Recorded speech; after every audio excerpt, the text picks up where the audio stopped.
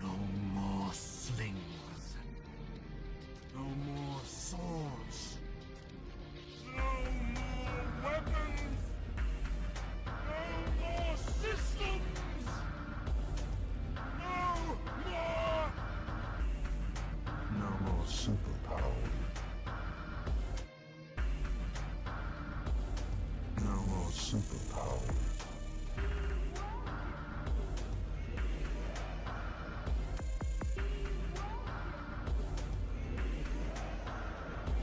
You can fire your arrows from the Tower of Babel, but you can never strike God! But you can never strike God!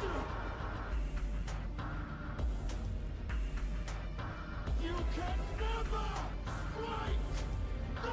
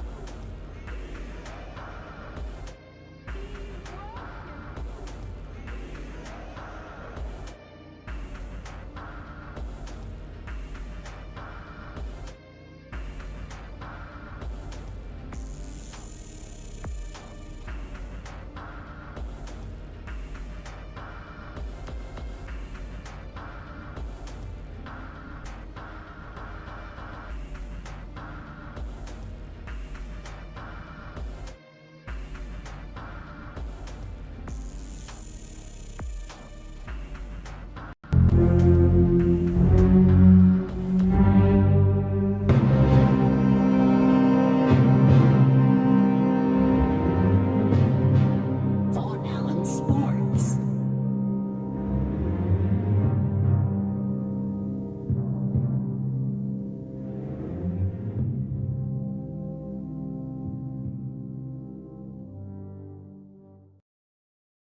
This is Patriots linebacker, Super Bowl 49 champ, Darius Fleming, and you're watching Von Allen Sports, real and honest NFL analysis. Subscribe now. Join the empire. Von Allen Sports, let's go!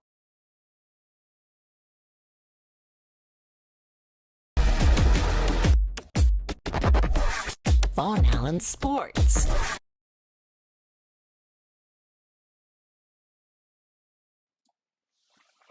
What is up, guys? How are y'all doing? Yeah, so I don't know. I guess you guys did you get on this live stream because you were already knew about it and you already came to it, or were you notified? Let's wait a second here and let people get on. Give me just a second here.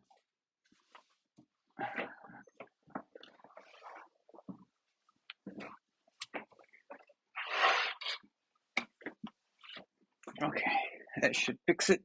Let's see if it's better now. Yeah, there we go. Okay. Yeah, yes and yes. Okay, so okay, good. Because I was wondering, because sometimes it does, sometimes it doesn't. I can't figure it out. Last week, I posted. Well, I went live on Monday, I believe. And on Wednesday, it didn't alert very many people for some reason because I did them too close together. And I'm just trying to figure out how YouTube does this stuff because it doesn't make sense. So it's the best way to know is to ask you guys. That's the best way to figure it out. But yeah. Elf of Courage sent a really great super chat. Of course, a lot of you guys probably already know. If you don't, Ray Guy, the most famous punter there is. I don't know of any better or greater than Ray Guy. Elf of Courage sends a $5 super chat, and let's start off with a moment of silence for the passing of Ray Guy. May he forever rest in peace. Yeah, so he died today. I think he died. Well, didn't he die yesterday? Or yeah, he died recently. This week at some point. But yeah, that's a great super chat. Nice shout out there. Nefertiti, Gord King, what's up, man? Oh, congrats on your Fugitive movie review, crossing 1,000 views already. That's, dude.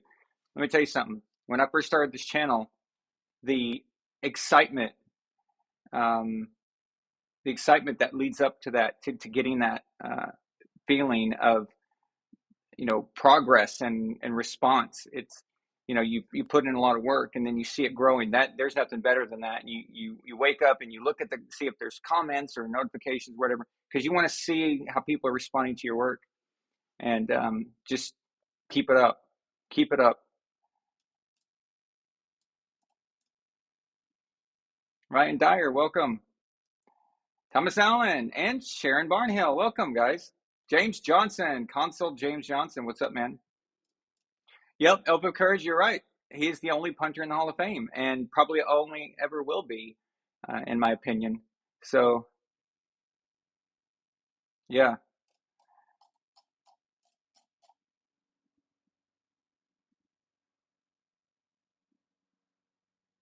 Row Podcast, welcome. Anthony Preston, what's up, man? He died on Thursday. Okay, yeah, I thought it was recent, like a day, yesterday or the day before. Yeah, I knew it was this week, but this time goes by so fast. The weeks go by. It just seems like a day or two ago that it was the end of Monday Night Football, and we were talking about it. It's just weird,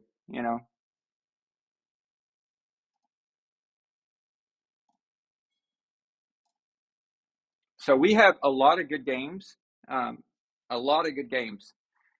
this weekend. I think much better, well, more exciting matchups than last week. There were a few, and then there were some that disappointed. Like, I was disappointed in the Green Bay Buffalo game. I was hoping that Green Bay could give a better fight than they did, but they were just outmatched. Green Bay is just not the team we're used to seeing, and Buffalo is just too good for them. But I of course I thought Buffalo was going to win, and I picked them to win. But I wanted to see some kind of battle, Aaron Rodgers versus Josh Allen. I thought that would be really cool. It just didn't go the way we all thought, probably. But yeah, Anthony, especially during football season, it goes the fastest for me. It's like so. While we're just waiting for people to get on here and see and be notified for it, I'm just going to go over some things real quick with the channel. So last night we had a members meeting, and I went over a few things, told the guys a few things about what's going on. But I wanted to let you guys know that I am going back through the archives of all the Von Allen Sports live stuff, all of the post games, everything I've ever done, back to the very first episode, the very first time I ever went live, which was in a response to Andrew Luck's retirement. And then that night, I did not know I was going to be doing live shows. I just wanted to speak my mind, and I saw, hey, YouTube says I can go live, and it offered to go live. I was like, boom, and went live. But that started all this, and I'm going to be offering those to anybody who's a member who joins. Being a member is not as much about being perks as just, I'm just being honest. It's not about as much perks, although there are cool things with it. it's about helping the channel, being part of the community, and knowing that we grew this thing together, and hopefully one day it'll be something really big, and all of you guys are going to be the ones that were the OGs, for example, and you're the ones that will have the badges that will say like 3-4 years on there, and everybody will know that you were the ones that helped make this happen. But we're also working on some things, some perks, like different types of stuff. But yeah, I've been going through all those. I have to upload episode 1 through 39 because those were deleted a while back, and I thought it was a good idea, like to remove them, and that was kind of stupid. So I wish I had done that, but I have to re-upload them and give them thumbnails and everything. But they'll be done soon. I've been working hard on those. But more importantly, this tonight is our 99th episode of Von Allen Sports Live. This actual show. Now I know I have 2 versions of this show. I have this, which is the weekly show that we do, and then I have the reaction show or post-game show, whatever you want to call it. Those don't count as VAS Live. This Saturday, the weekend show, is the VAS Live. This is our 99th episode, which means that next Saturday, is number 100.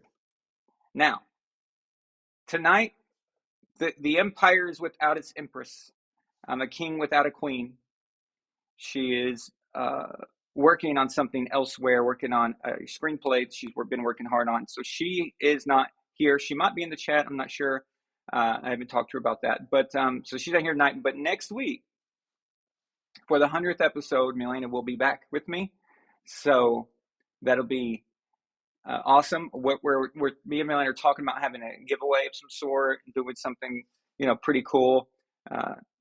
We haven't decided on everything yet, but I just cannot believe I've done and next week I have done 100 of these. It's bizarre, very bizarre. I mean, how is that even possible? It just doesn't make sense. But I've only been doing this since 2019. But when you add, once a week during the off season, we did the trivia games, we did the, all that. Then we did. The playoffs. The playoff shows count as VAS Live and not reaction shows. They only count as reaction shows during the season. But anyway, so it adds up very fast, and it's just mind boggling that we've done this 100 times. So, Nightly Sinister, what's up? Yeah, Nightly Sinister is the real OG, and just to let you guys know what he means by that is his real name is Kevin. And we've been best friends since kindergarten. So we've known each other for a long, long time. Very long. I remember we met in kindergarten, and I thought he was cool because he got kicked out of class and put in the hallway for kissing a girl named Sheridan. And I thought, that dude's pretty cool. I got to be friends with him. So that's how. And then we've been friends ever since. And all we did as kids, we played football in the backyard. We tackle football, by the way. We didn't know what flag football was, nor would we ever know where to get those things. But it was full-on tackle football. When it wasn't at school, it was at the armory. We played in the field of an armory while military troops are training, and they would watch us play sometimes. And we'd do it in our backyard and stuff. We loved the Houston Oilers. Me and Nightly Sinister, we created a club. There was this room in my house that nobody was ever using. It was like a back room. I think it's where you probably, it's a walkway into the back of the house, but it's this like little room. I think it was supposed to be like a laundry room or something. But anyway, no one was using it.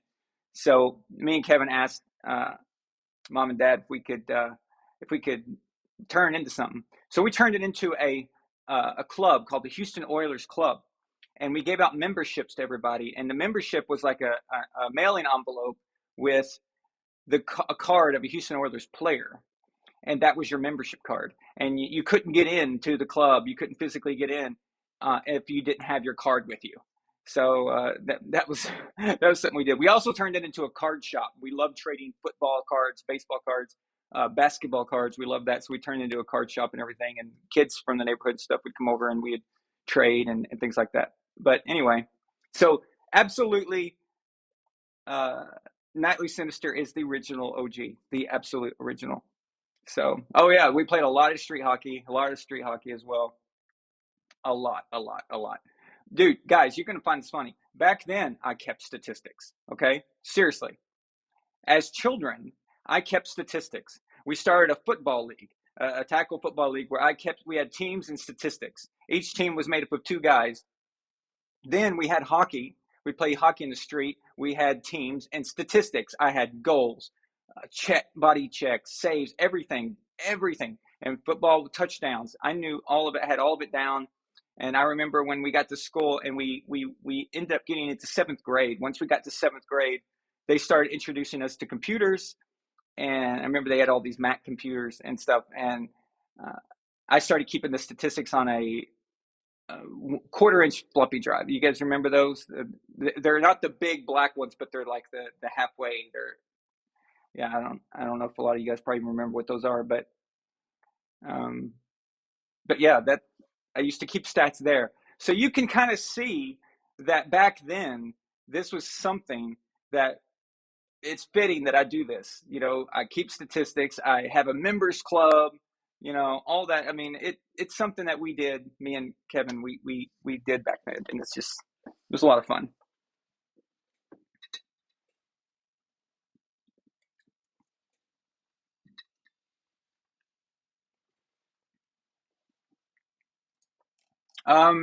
Sharon, absolutely, you would know him. Yeah, Kevin Stratton. Oh, sorry, Kevin. I just gave away your screen name there. You'll get over it.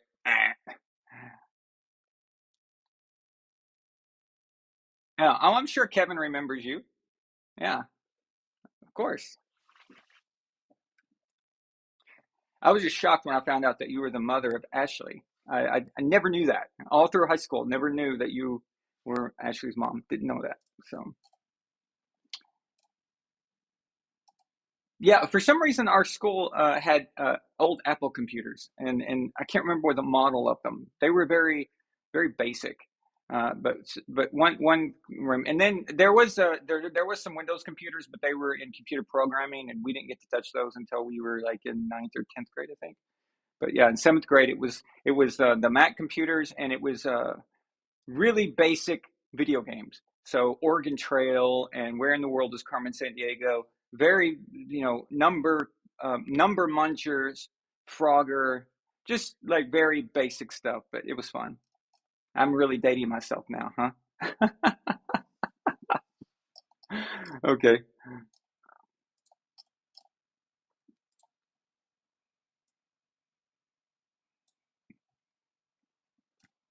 Yeah, even see, at some point when we were in high school, we started a hockey team. It was like a club hockey team, and the one thing that bothered me was that I played other sports, but in other sports, a lot of kids, if they weren't someone's child of a parent that was maybe a booster for the school that donated, or somebody, maybe they weren't a teacher's kid or something.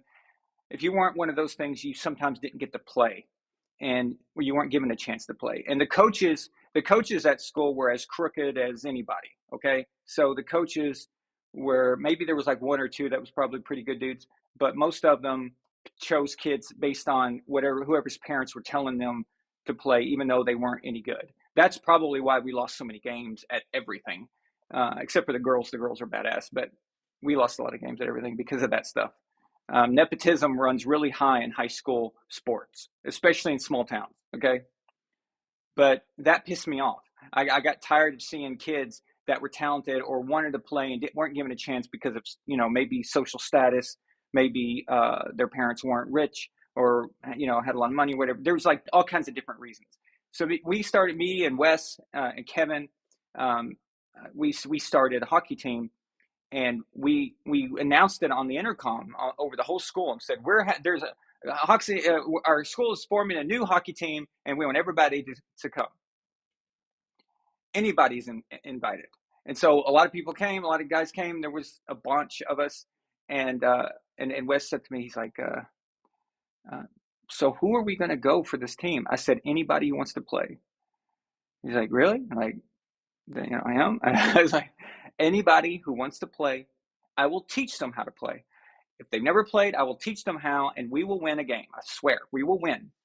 And that happened. So every single kid that always wanted to play sports got to play on this team. And we trained them, got them ready, taught them how to play. And we went and we had a game. We lost one game. Then we had another game with the same team that beat us, and we beat them. We beat them pretty good. So that is something that means that if I had one memory from high school making that team, that creating that for everybody, that's probably my best memory from back then. But yeah. And this only has me like going down this road because there's so many people in the comment section that's from that school, and it just got me reminiscing here. But I hate that stuff. I hate that stuff. And when you're in high school, it's not big money. It's not big money like college in NFL. I understand that. Okay, high school is high school. They're students. There were some kids that just weren't very fast, or they just weren't very knowledgeable, and it's the coach's job. The coach is essentially a teacher, and what is your job? To teach kids the sport that you're playing. And they went for that more than they went for anything else, and it was really disgusting how that happens. I got lucky. I had a growth spurt in like between 9th, 10th grade. I was 6'3" by the time I was in 10th grade. So I was very athletic always my whole life. So I didn't have that problem, but I saw a lot of other kids that were suffering because of that. Then they would quit. They'd get discouraged, and then some of them would get into trouble, and they would go down different paths. And maybe if they were given a chance in sports, because sports creates structure, it creates all that. And high school is not the place to be trying to be that coach from Varsity Blues, okay, where I'm undefeated and blah blah blah. If we lose a game, everyone in town's going to kill themselves. No, this is school. This is high school. This is children. We're children. Up until we graduate, we are children, and you're supposed to teach them, not use them as your football glory, And that always pissed me off. I couldn't stand that stuff. So.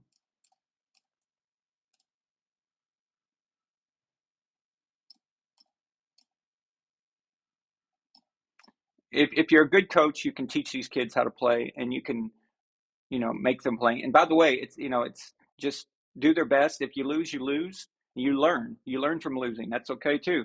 You learn from that. But and you at least got to put them out there, give them a chance. So it's okay for children to lose, to lose a game. So. What you don't do is you don't give them a participation trophy, okay? What they get, the good they get out of it is they got to play, they got to experience it, but you don't give them a participation trophy. That's insane. So,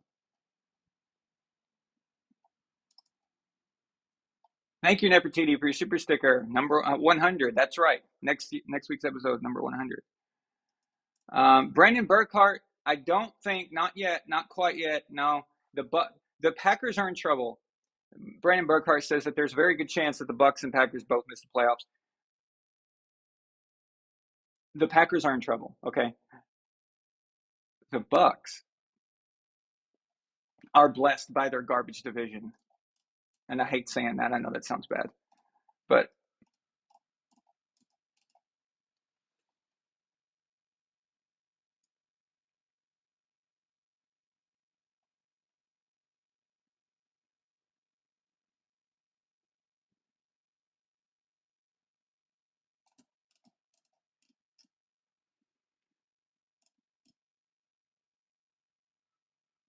blessed by garbage. Oh my gosh. Holy crap. Wow. All right. I just want to thank my dad for this. He has this. How do you have this? Okay. Just a while ago, I was telling you guys about how we created a Houston Oilers club. And then in order to get into the club, you had to have your membership. This was my father's. So he always liked the kicker. And look at that. Look at that. Wow. Wow, Dad, thank you for sending that. I can't believe you still have that. That is amazing. Yeah. So I issued it to you on December 3rd, 1993, and it expired in 1994. So yeah, you had to get a renewal. I'm sorry. I just, you know, that's just how it is. But yeah, so I would take a card of a team member of who, if you wanted to be in the club, you had to tell me who your favorite player was. And then I would put the card on there, and that was your membership. It says, "This is your membership for the Houston Oilers Club." Look how nice that handwriting is. That is that is really good cursive for how young I was. I think that's pretty good. I don't think I can even write that nice anymore. I can't remember the last time I've actually written anything with an ink pen in a long time. That that is crazy. That is crazy. That's so funny that you've got that.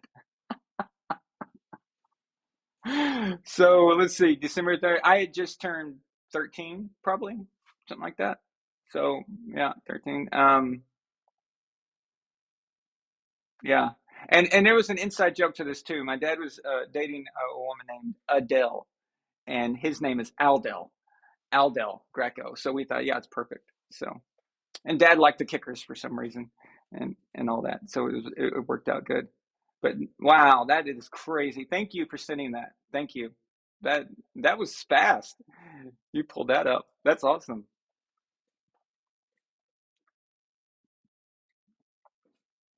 So see, I was destined. I was destined to do this. It's just how it is, apparently. No, 93 when it was issued. I was 13 in 93. Yeah. Um. So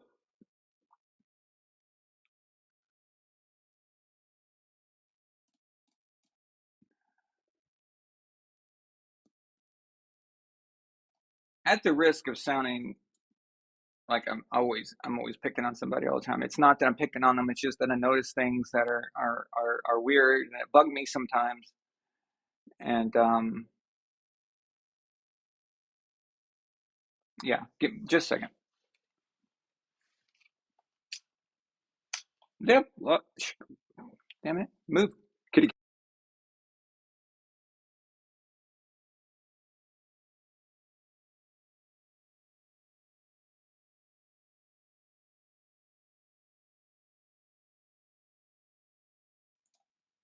All right. Let's go back here.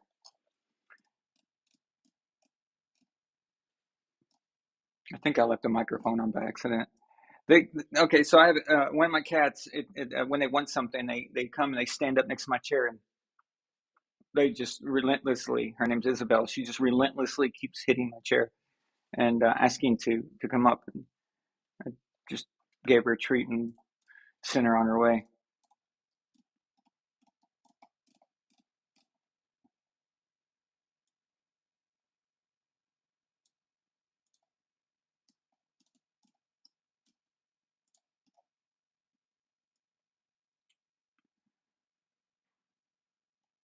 Give me just a second, guys. I'm just going to catch up here with the comments.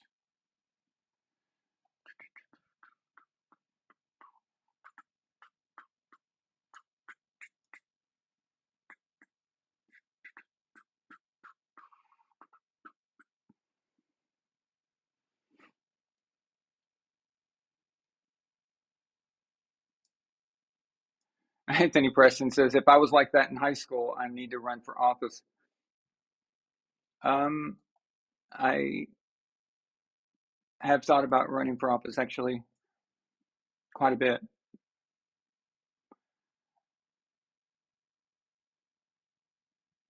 How bad? Nightly Senator asks, how bad is Cardinals? How bad is Cardinals to lose to Seattle?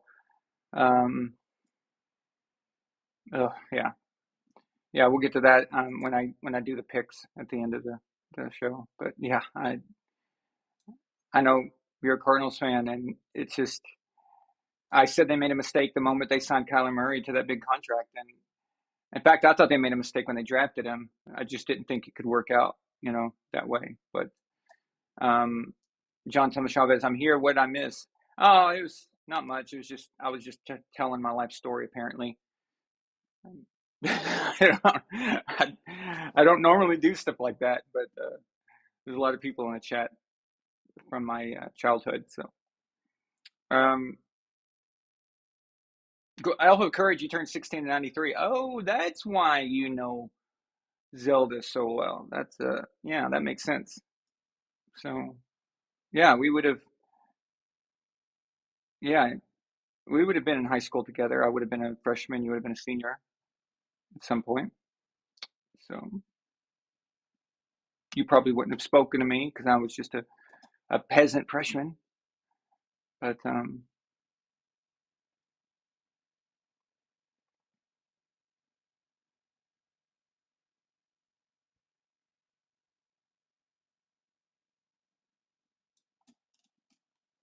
yeah, Brandon, regarding the Rams and McVay, the problem is that they're having a lot of issues. They have a problem on the offensive line. They have a problem with Matthew Stafford.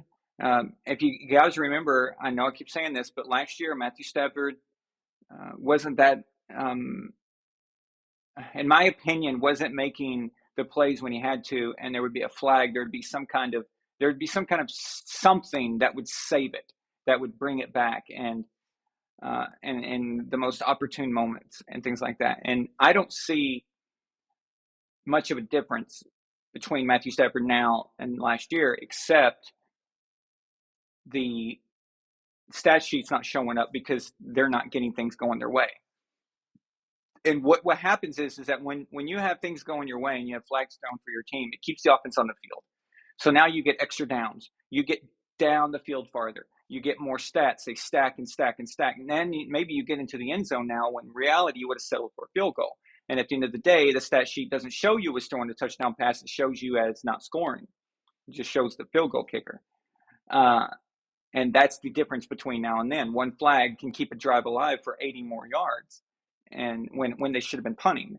So there's a lot of that. As far as his actual physical play and his actual decision making, he doesn't seem that much different to me as far as that goes. I think this is what would have happened last year and what should have happened last year had they not been helped along the way, all the way through, which is, we've discussed this at length, but this is a game that the Bucs have to win. So,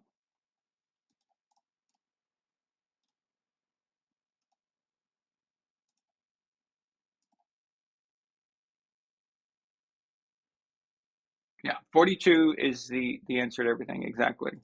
So,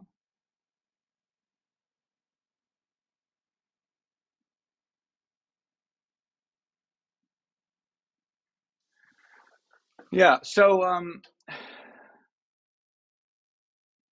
are there any? Nightless Senator asked, are there any buyers for the DC Lizard people?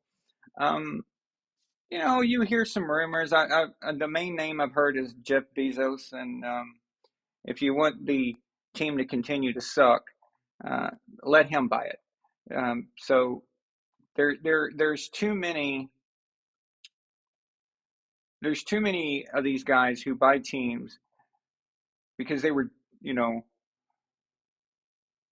maybe they wanted to do sports, maybe they were interested, whatever, and then they wanted to get back at the jocks, so they become a rich billionaire, and then so they buy a football team and say, "Ha ha, look at me!" And then at their next high school reunion, they can say, "Oh, well, maybe you were the quarterback, but I bought the freaking Redskins."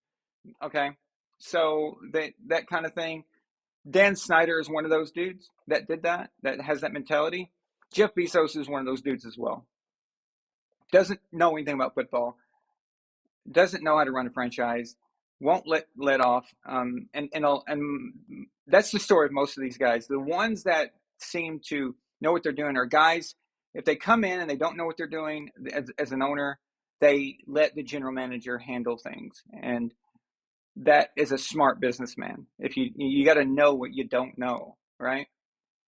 And then there's the guys that are grandfathered in. They're I mean, literally, grandfather owned the team, and then it's handed down to them. So you've got stable organizations like the Steelers, and with the Rooney family, they're right now the owner of it. Right now is the third generation Rooney, I believe. Then you've got the Chiefs. Lamar Hunt's son owns the Chiefs. Mara, who owns the Giants, or half owns the Giants, with Steve Biscotti. No, not Steve Biscotti. Steve Tisch. But Mara basically runs everything. Well, he's the grandson of Wellington Mara, or the son of Wellington Mara, the famous Giants owner back in the day. The only really ownership that is from the same family that seems to just can't get it right, from the original people, are the Bears. The Cardinals have had some success, a bit, but right now I'd say the worst is maybe the Lions. But I don't know if the Lions qualify. They haven't always owned the Lions, the Ford family, but if we're going way back. But the Bears are owned by a family now called the McCaskies, and it's George Halas's granddaughter, who ran the team for a long time, and now her sons, I believe, are running things, and not much has changed. It's kind of the same thing. But where am I going with this? Oh, anyway.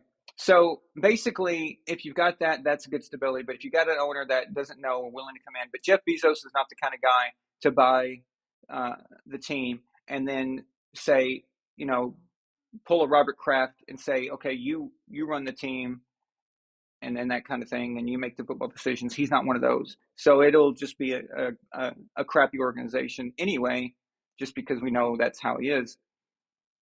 Even Robert Kraft, when he first owned the Patriots, he struggled to let go of power for a while.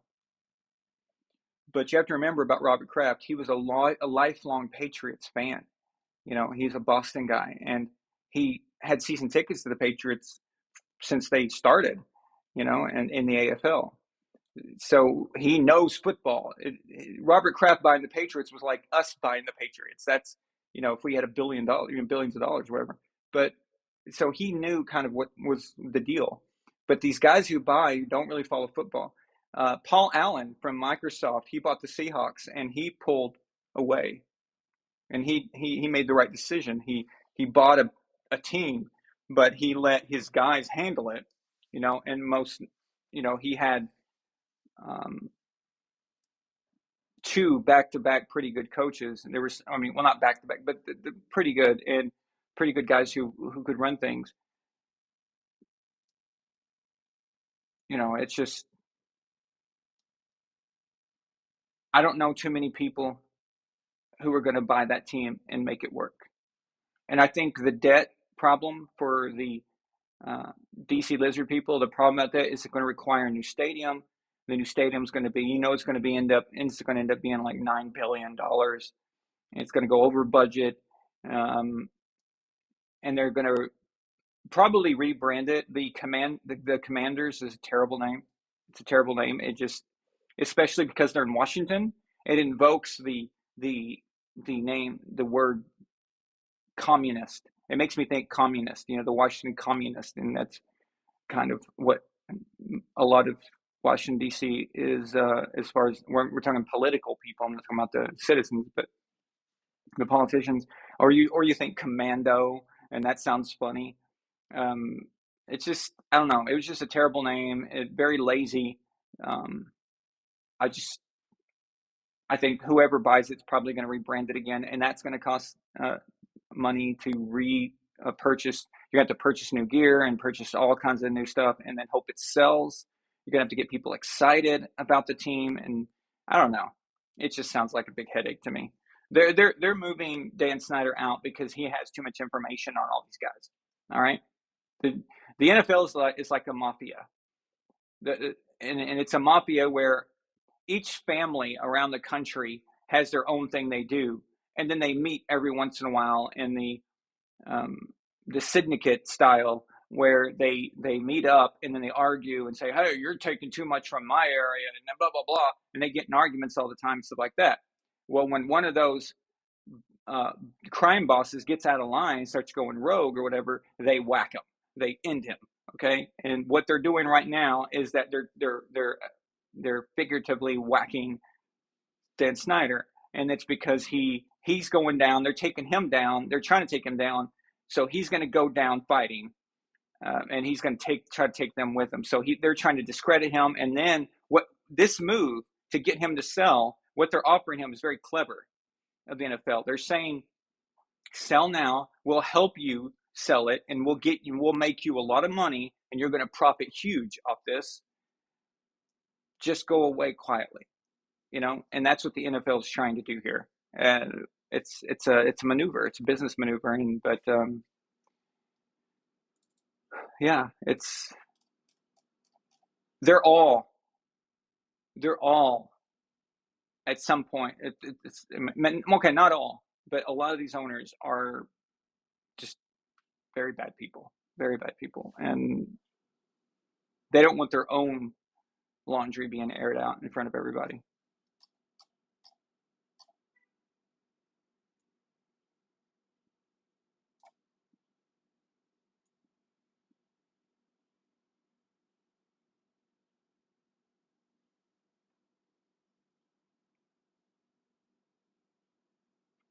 I'm just reading the comments, guys, for those of you just listening.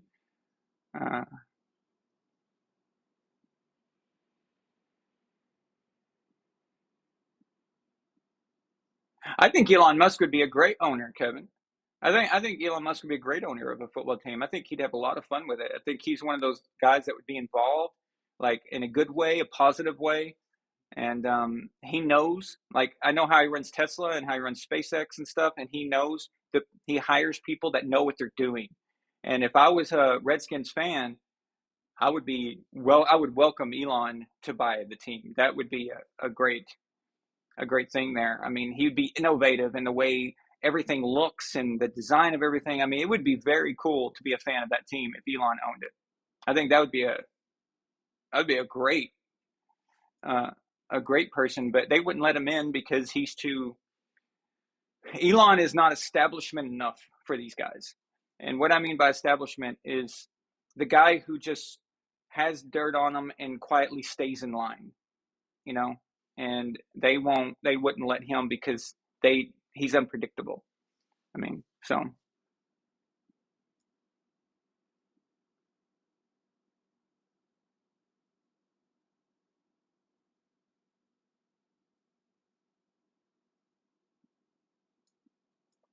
Yeah, Kevin, you're absolutely right. Kevin Godnett, actually, we have two Kevins here. Kevin Godnett, you're absolutely right. The Washington team, as an entity, is extremely valuable and one of the most valuable, top five. I'm pretty sure. Don't know exactly where they ring, but they're top five. And it's location. It's it's well, it was name recognition. I don't know how they're factoring into that anymore, but basically location and season tickets built in, and it's also about what you could make on a trajectory if you had it ran well. And that's the thing. What they're offering Snyder is he's going to make a lot. When he sells it, this isn't some kind of punishment for Dan Snyder. Like poor Dan Snyder, he's got to sell the team. Well, he's going to make a boatload of money compared to what he paid for it.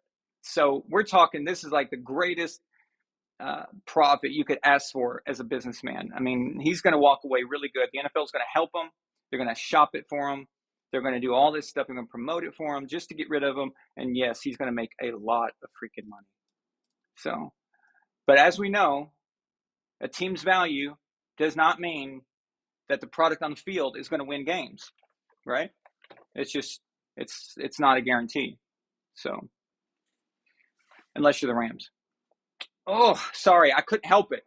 I'm sorry. Okay. I'm not sorry.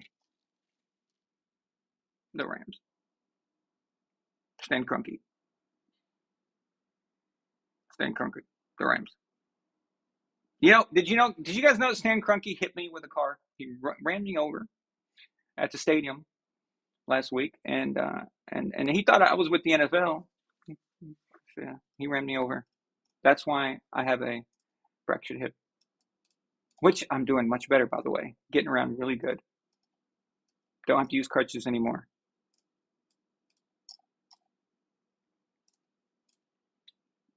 No, vote. Satire Junk says, "I vote for them to be called the Washington Going Commando." Actually, that would be fun. And seriously, I, for those of you who didn't catch the show a few weeks back when Elena mentioned in the chat, she said that we were watching Washington play on primetime, and she said she thought it was a college team because of the W. That W looks like a university. Absolutely, the uniforms, everything about it looks university. It.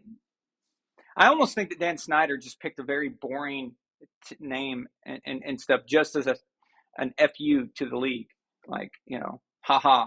So I can't have their name Redskins, which is absurd, and we've talked about this a million times.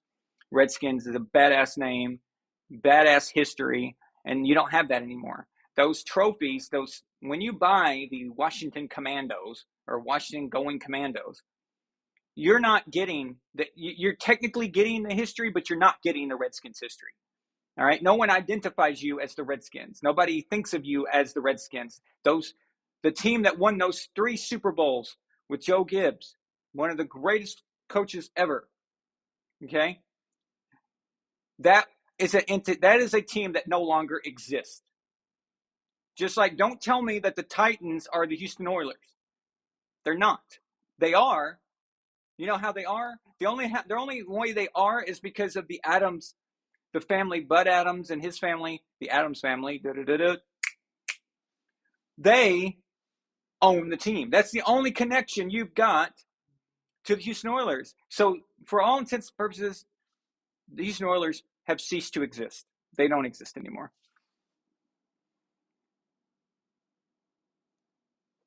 I don't know why teams do this.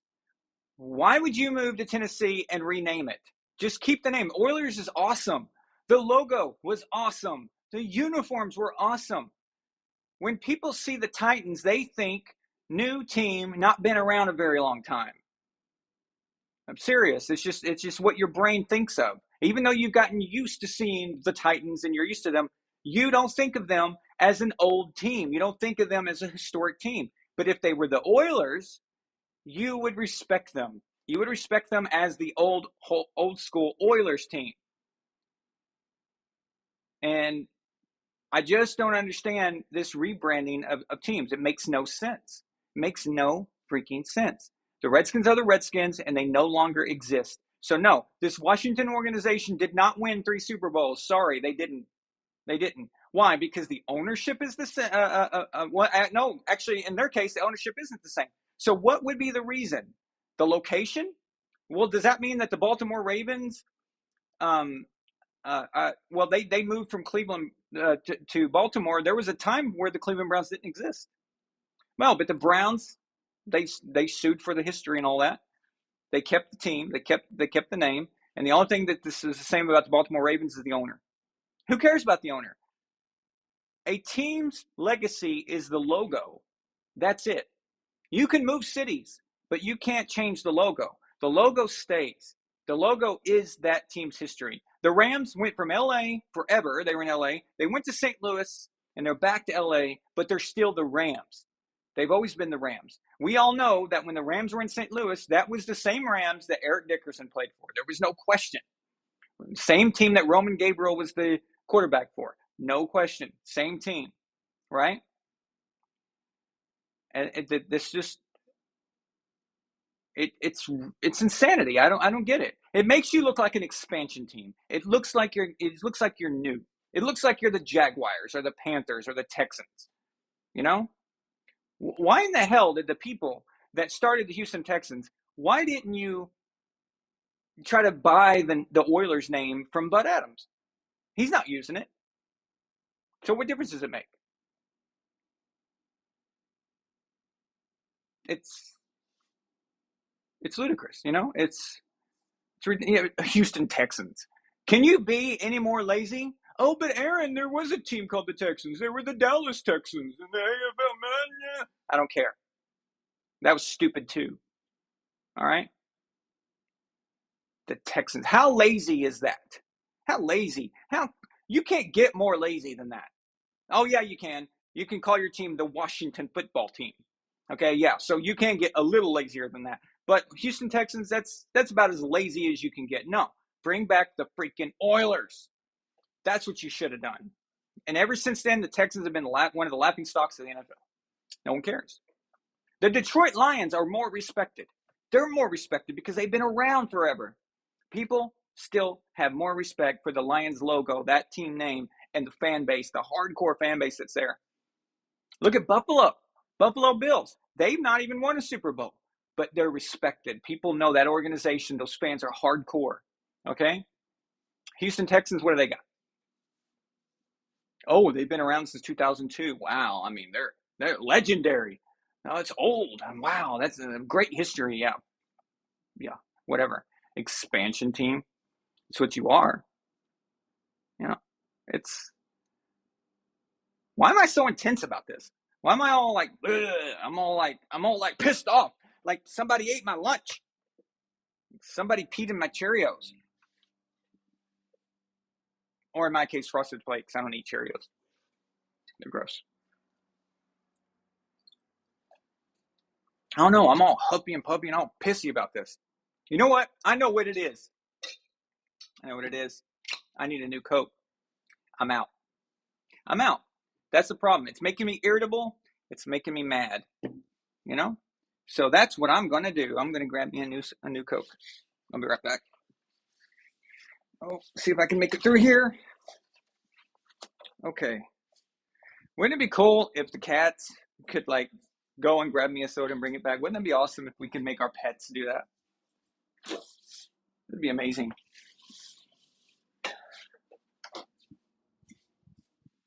You know what? Coke needs to start paying me some money, man. I'll tell you. I've advertised for them a lot. They need to start paying me some money.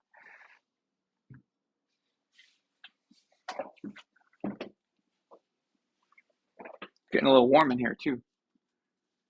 See, it's because I'm so intense about this ownership thing. It's like, whew. All right. And the team names, that's a big problem. War in Ukraine? Who cares? Economy going to crap? Who cares? And I'm sorry, check that. The entire country going to crap? Who cares? What matters to Aaron Von Allen, what matters to Von Allen Sports is why did you change the logo of a team? All right.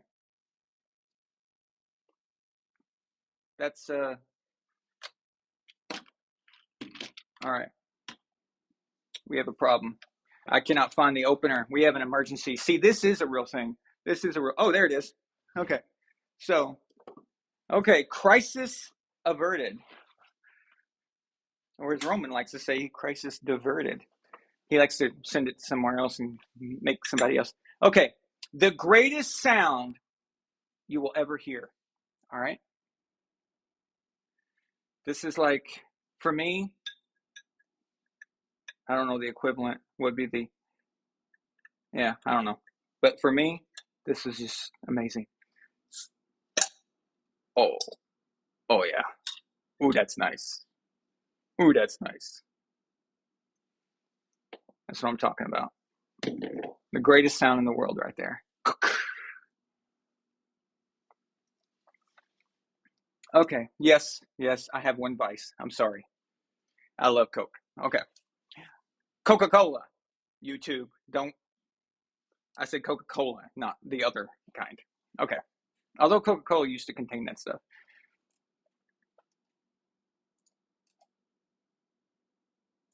The off-screen rant was spectacular.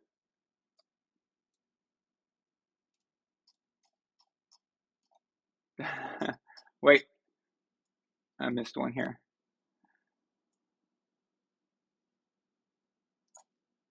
James Johnson says the $2 super chat. He says, so instead of suing, you were allowed to tour SoFi. Yeah, well, yeah, but I'm not the type to sue people. I spent a long time in Bulgaria, and while I was there, I found out, from Elena that if you walk by and something lands on your head, no one's going to sue because there's no such thing. Like, people don't do that. And I thought, wow, that's interesting. And so I've taken on that thinking. So when Stan Kroenke ran me over, I just got back up and I was like, dude, why did you run me over? And I was just like, there was literally no one in the parking lot. It was just me. And he didn't care. But I'm just not that type. I'm not that type to sue, So, yeah, I should have. Should have sued to get that Super Bowl back and replayed. That's what I should have done. John Thomas Chavez sends a $2 super chat and says the off-screen ranting was spectacular.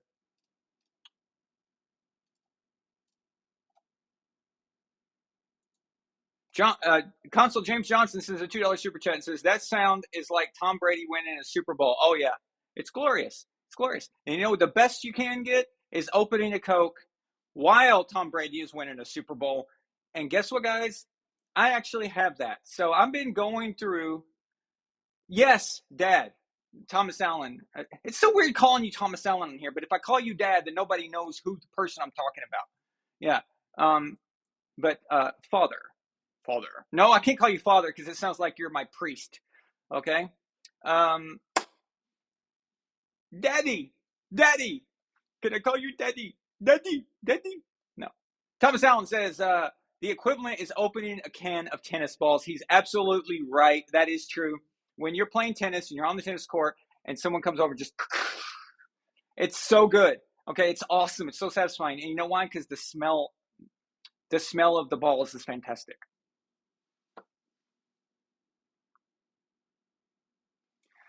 I apologize, Father. I apologize, Miss Barnhill. That was not a very classy thing to say, but this is a sports channel, and a lot of these guys are a bunch of degenerates, okay? And they expect some Beavis and Butthead humor here and there. I can't help it. It's just how it is. And you know me. I never, yeah. So there's still some of that. I'm the Beavis and Butthead generation. You can't stop it. It's just how it is. Oh, you guys are quoting me now? Is that like a? That's not fair. Okay, that's not okay. That's not okay.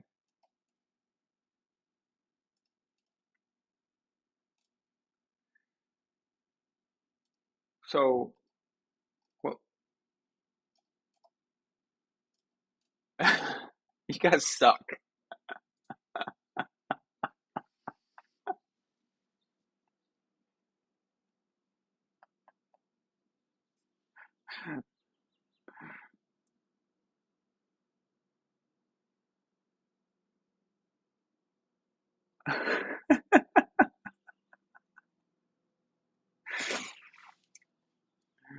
Okay, you think that you're going to?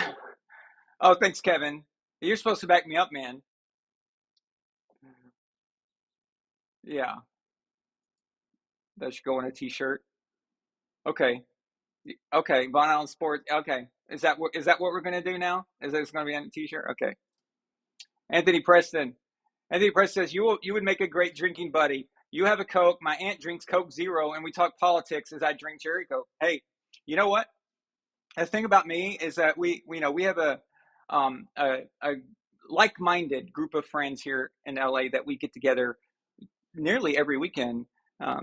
But we talk politics, we talk other things. We kind of came together during COVID because of the lockdowns and everything here. So we of course were like pissy about it. This is LA. I mean, it was very strict.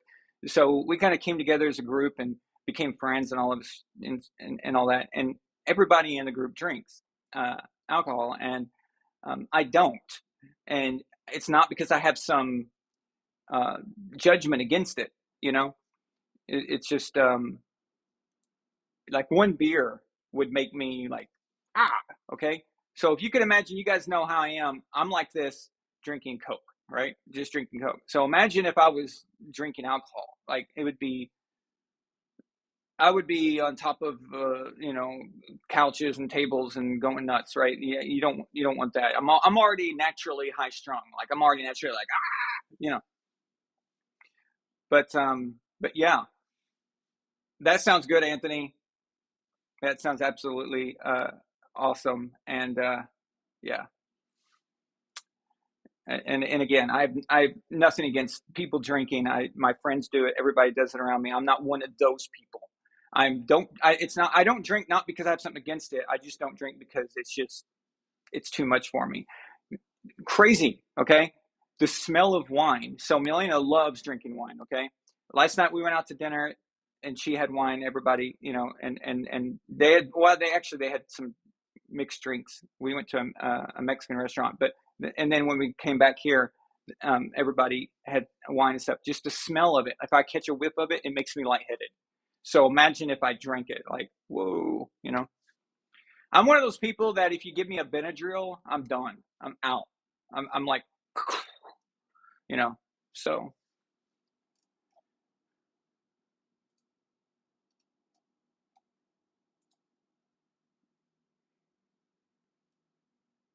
Hey, for the record, it's my dad who said it. Okay? Go after him. See? Look, I pinned it. Look. That is my father. Thomas Allen, equivalent is opening a can of tennis balls. Why are you guys such perverts? Why do you have to turn everything into this? Like why do you guys have to do that? Everything that's said, you got to be immature and you turn it around, you twist it around. It's just, you guys make me sick. You make me sick. Absolutely sick. It's disgusting. And you embarrass me.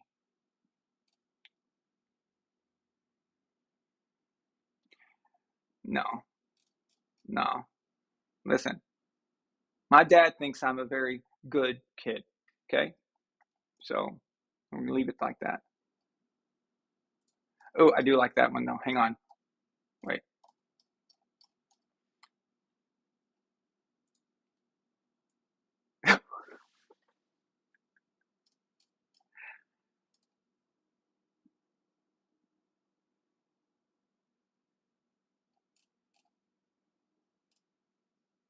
Really? Really? So you guys know how a video or a live show starts out with Milena's voice. It sounds a little robotic, right? That's what we're going for. Von Allen Sports.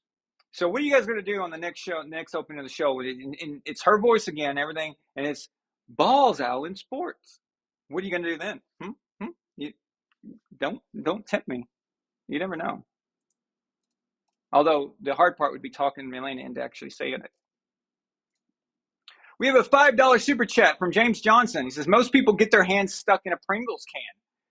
Aaron gets his hand stuck in a can of fresh smelling balls. Tennis balls? And don't tell me that you've never smelled tennis balls before. It is a great thing. Tennis balls are awesome. So.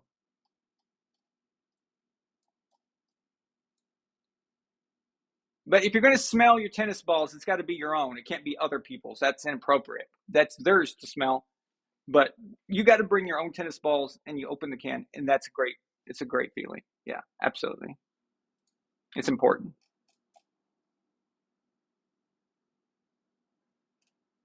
That's a good one, Gord King. Gord King sends a $5 super chat and says, with all the talk of age and tennis balls, the title of this live stream should be 40 Love. That's very clever.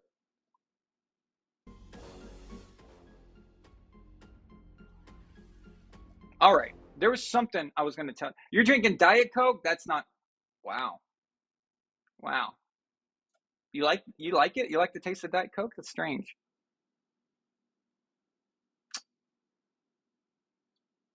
Yeah, the problem is that the reason new tennis balls are so much fun is because the balls bounce better. They're very bouncy. They're very reactive, and they're very rubbery. And they're really good. And the problem is but once that ball gets wet, it hits a a blotch of wet stuff on the court. And then they don't work anymore, and they don't function as well as they used to when they were new balls. So old balls that are wet balls, old wet balls are not as good as new dry balls. Tennis balls. Tennis balls. Ugh. All right. Enough of this. There was something I was going to tell you guys.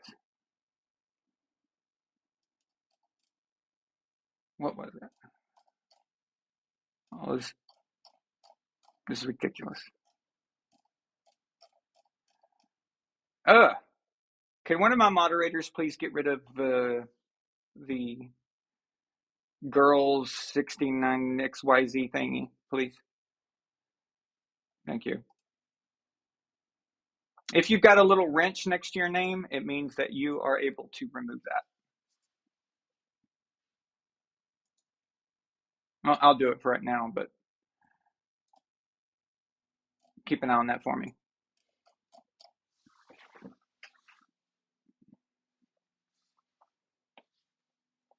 No, she doesn't like tennis. No. I don't know. Maybe we should have asked the bot before. So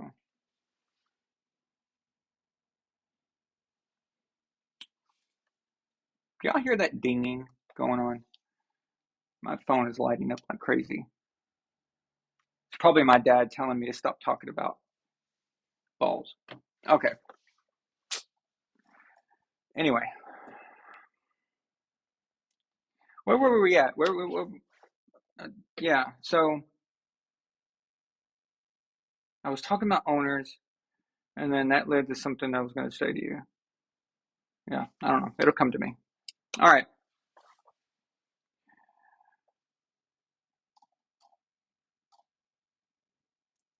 You know, Anthony Preston, what's funny is that I would like to set up a Von Allen Sports meetup where we pick a city, and maybe we do them in different cities. It just depends, where everyone is centrally located and what's the best for everybody. But like I think right now, having one in the New England area somewhere would be very cool. I think having one in Florida. We have a lot of fans from Florida, and then maybe have one here in California, and some people could even come out and do that. I think it'd be fun to do stuff like that, and that would be another cool membership thing that we could offer as well. In fact, let me post this real quick. With the glasses, I can't see on this screen for some reason, but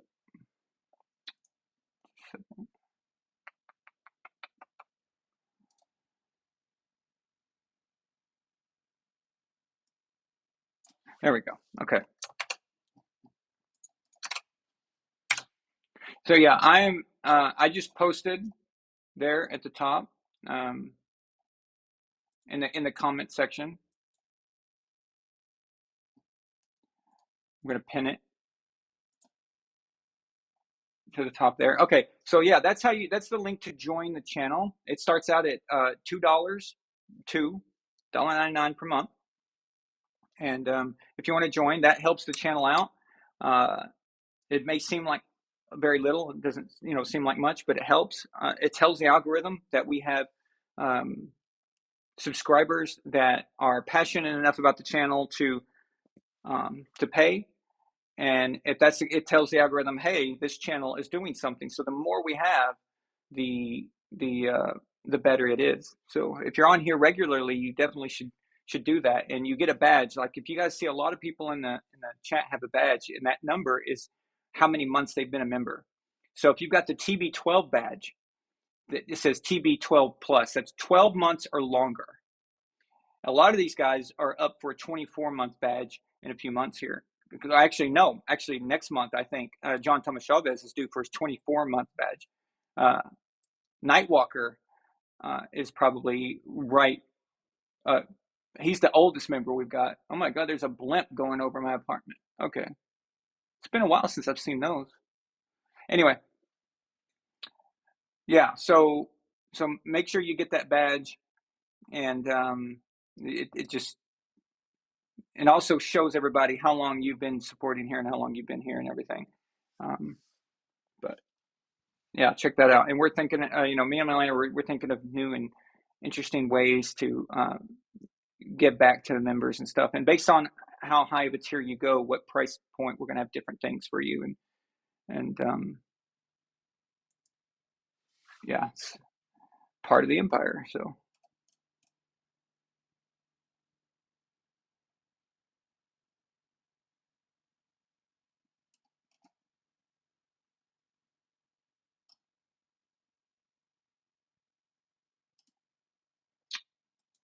Brandon,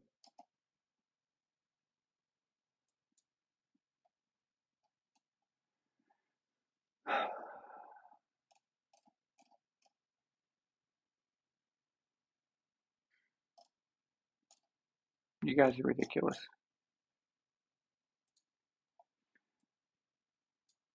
So yeah, that link right there is at the top of the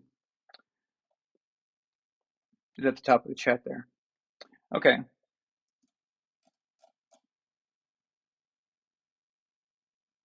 But yeah, I would like to have these events, and I know some channels do them. Usually channels that are a bit bigger than mine, they usually have like 50,000 or more. But our fan base here is very strong. Um, we're about to hit 12,000 subscribers, but 95% of my subscribers are here because they want to be, not because of some bot or some kind of paid service where you can pay a bunch of people in Nigeria to give you subscribers and all that. And that's why when you see a lot of these people who have like 40, 50,000 subs and they've only been around for a year or two, that's not realistic. It is if you're a famous person or you have a famous brand or whatever, that's perfectly normal. But for somebody who has no name and is just starting out, it's impossible. It's impossible, I'm telling you. So, but we have a good group here, and in fact, that is, you guys are the reason why we have memberships. You're not supposed to get memberships until 30,000. They gave it to me at 10,000, and they saw that y'all's super chats and support and how you're always here for the live shows and stuff. They saw that, and then they told me, you look like your channel can sustain memberships.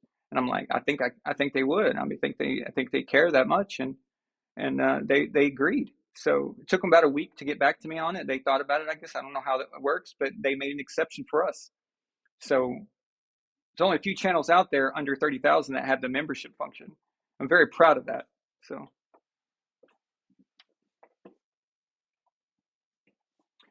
okay. I remember now that what I was going to say. So I know sometimes it sounds like I'm picking on people, and it's not picking on. It's just observing. It's observing. If you notice, when I go after people, it's the famous ones. I don't go after indie people like me. In fact, I help other indies, and we help each other and we do things together. Like you guys saw Adonis. Adonis, even though he's got like 600,000 subscribers, he's still indie. He's not a sellout. He's not corporate and all that junk like Pat McAfee. But today, I was watching a video of Colin Cowherd, the Herd, and I've got to say this. I am absolutely convinced that his takes are not his. I am absolutely convinced that when Colin Cowherd gets up in the morning, he gets to work. They give him a list of things to say and takes to have. Because if these were your real takes, no one could contradict themselves this much. Nobody could be so in and out of a take from day to day. It's impossible. Like if you're giving your own opinion all the time, it's going to be very rare where you contradict yourself. It's going to be very rare where you just kind of completely go into the other direction and not know it. It happens to everybody, but this happens to Colin Cowherd every single day. One day he'd be saying something about a team or a player, and the next day it's completely different, completely opposite. Or based on whoever his guest is, whoever he's talking to, he'll switch like that. I saw a video of Bill Burr, the comedian, just destroying him. Once Bill saw that there was a weakness in Colin, the weakness was um, lack of competence. And once Bill Burr realized that he could mess with him, he was relentless. Okay, kept going after him. Every time Bill would make fun of something that Colin did or said, Colin would reverse course immediately, just switch it. And then Bill would have to say, "Hey man, do your thing. I'm just messing with you, you know." But anytime he didn't get the approval from Bill Burr, he would switch. By the time the conversation was over, Colin Cowherd was convinced that the Colts are cheaters. He didn't think that before. Now he thought the Patriots were the greatest team ever. A week before that, he thought they were overrated and Bill Belichick was overrated. And then by the end of the show, he was thinking about having engineers come in and change the size of his desk, all because Bill Burr made a joke about it. And I don't care if some comedian comes in and tells me they don't like my desk, I'm not changing it. I like it the way it is. Anyway, just things like this. And now his football takes are constantly all over the place. I don't know if you guys follow him or not, but there is no way someone could be this inconsistent if they weren't reading from a script, if they weren't being issued these things just for hot takes. And I think that they just issue the clips out and it gets shared and they like that. And I think they noticed this with Skip Bayless. It seems that there's more money in being wrong all the time than there is being right. It's really bizarre. Okay. Is there anybody more wrong ever than Skip Bayless? He should have been discredited a million times, like Rob Parker level discredited. And yet people buy into it and they feed into it. And Colin seems to have taken that. Colin used to be pretty good. I liked him. But now I just see a guy just kind of coming into work and mailing it in, just reading off the script, doesn't really have his own opinion. I don't know. It just annoys me. So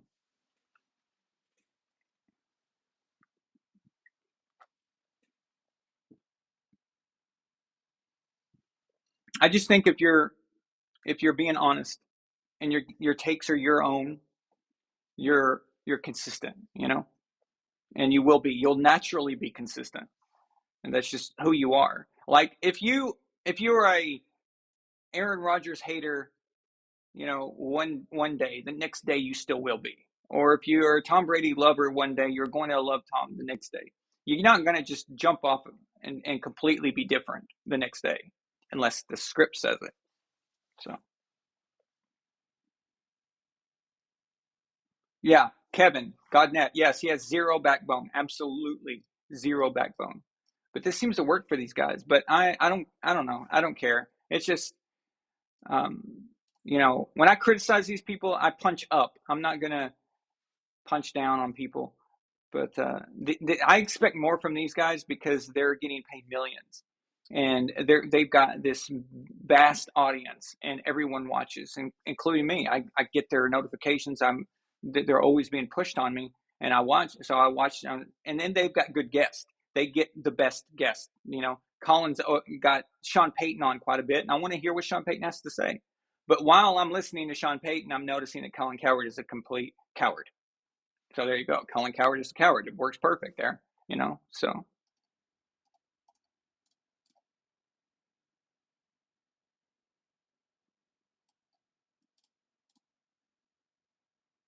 Brandon Burkhart, did he really say that? Colin Cowherd said that there should be discussions about the Bucs getting a quarterback.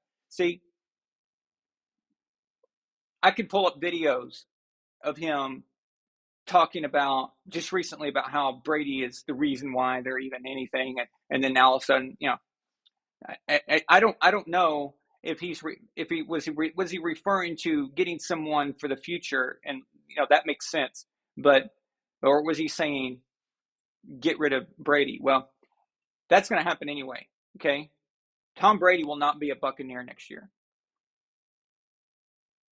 He's not retiring. Right, as of right now, I think he'll probably go to the Raiders if Josh McDaniels still has a job by next year. And then another team might come up. Another team might introduce themselves. Because what if there's always going to be a coach fired. That always happens every year. And what if there's a good opening with a good team, or a good organization, I should say. They wouldn't be a very good team if the coach is getting fired, but a decent roster opens up, and then Sean Payton decides to go there. That would all of a sudden put the team right there, right up front for Tom Brady's consideration. So.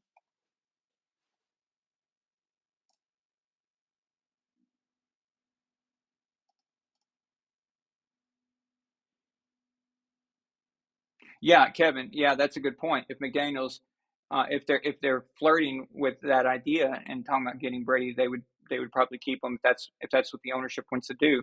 Now, previously the ownership declined it um, and let John Gruden blow that up. So for whatever reason, I'd still like to know what Gruden's reasons were for that. That seems kind of idiotic. But what if for Tom to go to the Raiders, they would have to fix some things, and that's what they would do. See, you would have to trade Derek Carr, and you could get some value out of him.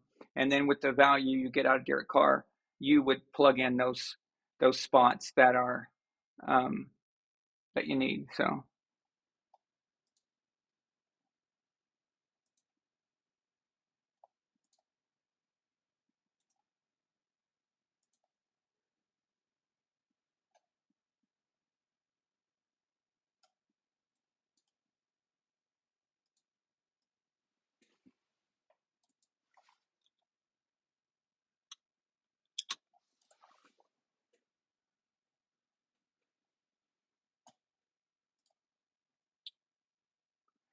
the problem, Nightly Sinister, the problem with 49ers is that it's the coach. Uh, Tom wanted to go to the 49ers before, but Tom and Kyle had a meeting, and it didn't last very long. It was very quick, very uneventful as far as any progress made. And basically, it came down to this. Kyle Shanahan did not want to relinquish any kind of control or any kind of input on behalf of Tom. He didn't want to give it up. So Kyle would rather continue losing in the playoffs, doing it his way, than winning a Super Bowl and splitting credit. So that's the kind of guy he is, and that is what's going to cost them in the long run. So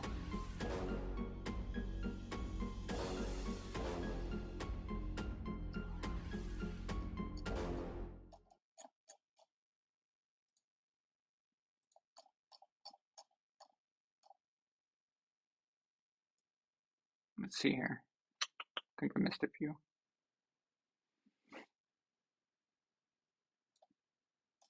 Why is it not?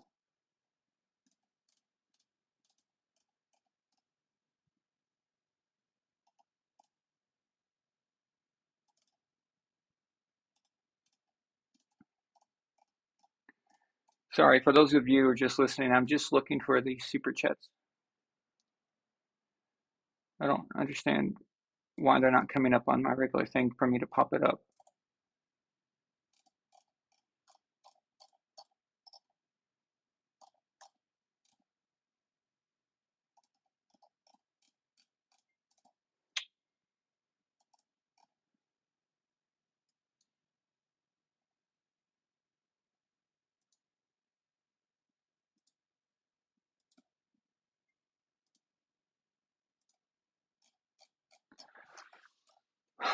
Okay, well, Evelyn Currison's a $2 super chat says, as long as Tom doesn't go to the Dolphins or the Colts. I could not stand it if he went to the Colts. The Dolphins wouldn't bother me as much, but the Colts would really bother me, especially since they're the ones that triggered Deflategate. I don't think he would even entertain the Colts ever. And I think also another thing that would bother Tom is that Peyton played there, and that's competing legacies, and that'd be kind of weird. I think it'd be weird to kind of do that. So yeah,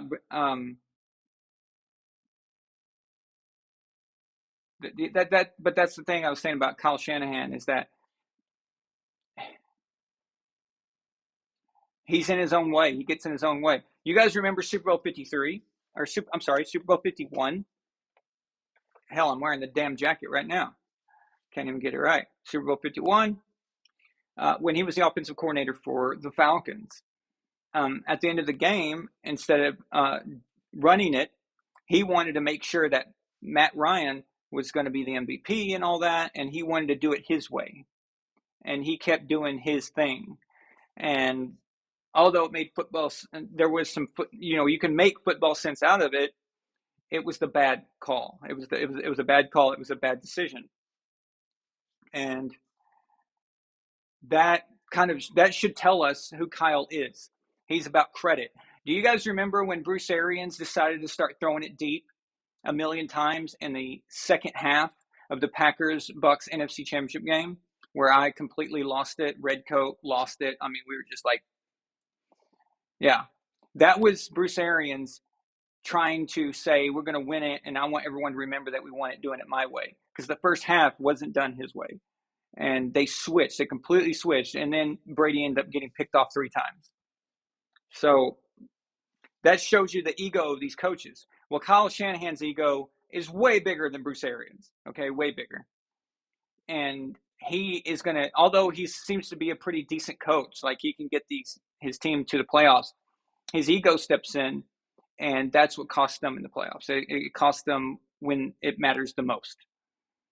And he wants his stamp on it. He wants it his way. It's very annoying, So if I was a 49ers fan, it'd piss me off.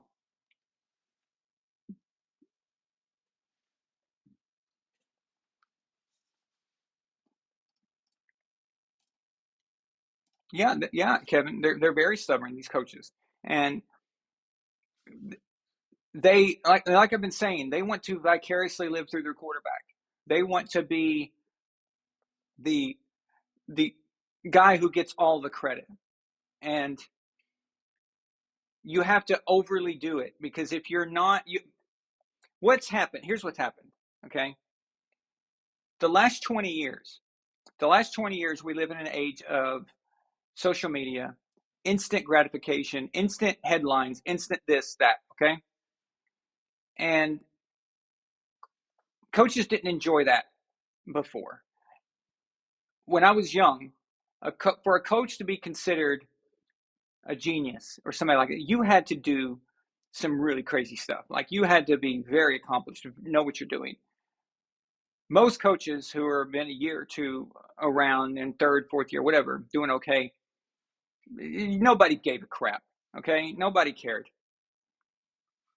But now in this age, I knew that something was wrong the moment Eric Mangini, if you guys remember him, he was the defensive coordinator for the Patriots for a long time, and before that he was assistant.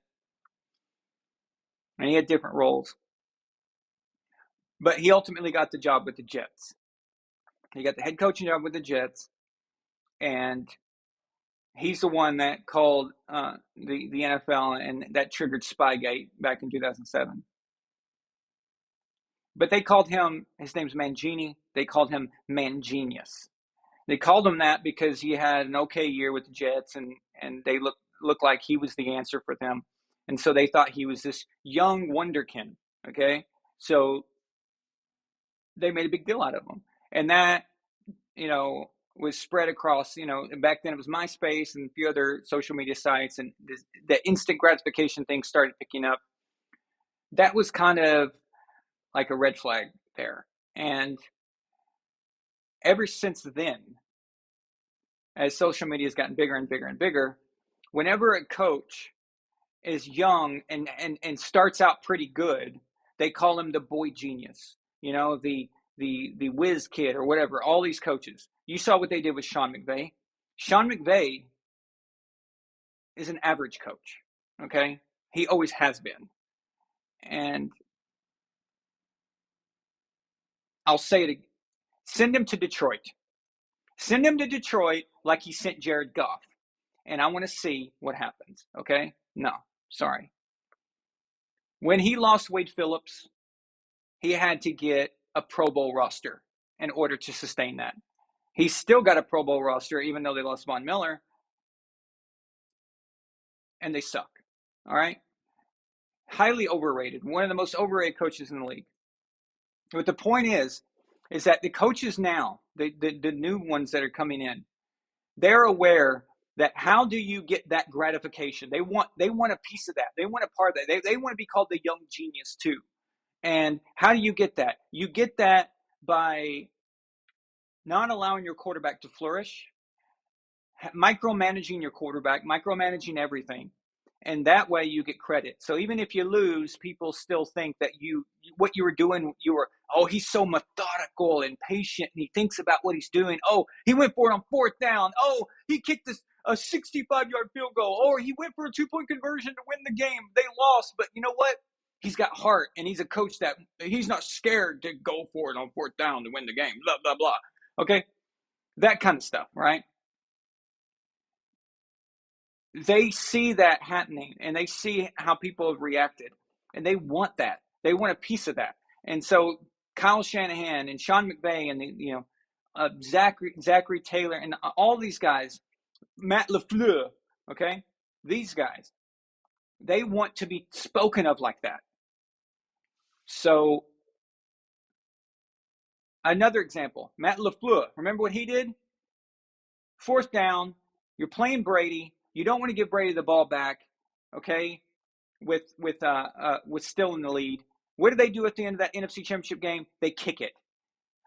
I give that ball to Aaron Rodgers. I don't care. If I'm the coach, I'm going to be able to say, I went down in flames with my best player. So you can't question me. Don't do anything. What did Matt LaFleur do? He took it out of the hands of Aaron Rodgers. Why? First of all, if Aaron does score there, Aaron's the hero. Matt LaFleur is just a guy that everyone's going to say, oh, he's only a good coach because Aaron Rodgers is there. So what does he do? He kicks the field goal, playing the analytics, and I stress the word anal in the word analytics, all right? Analytics say that you should kick the field goal or whatever he was thinking of at the time. And if they ended up winning somehow, he would be the genius that took it out of the hands of Aaron Rodgers and made the field goal and played the percentages, blah, blah, blah. Okay? We all know how this goes. That is what they do. That is how they are. Why did Matt LaFleur even get the head coaching job with the Green Bay Packers? He was a meddling offensive coordinator for the Titans. How in the hell did he ever get that job to begin with? I have no idea. Even Aaron Rodgers was surprised. He was like, wait, why are we hiring this guy? Like, are you serious?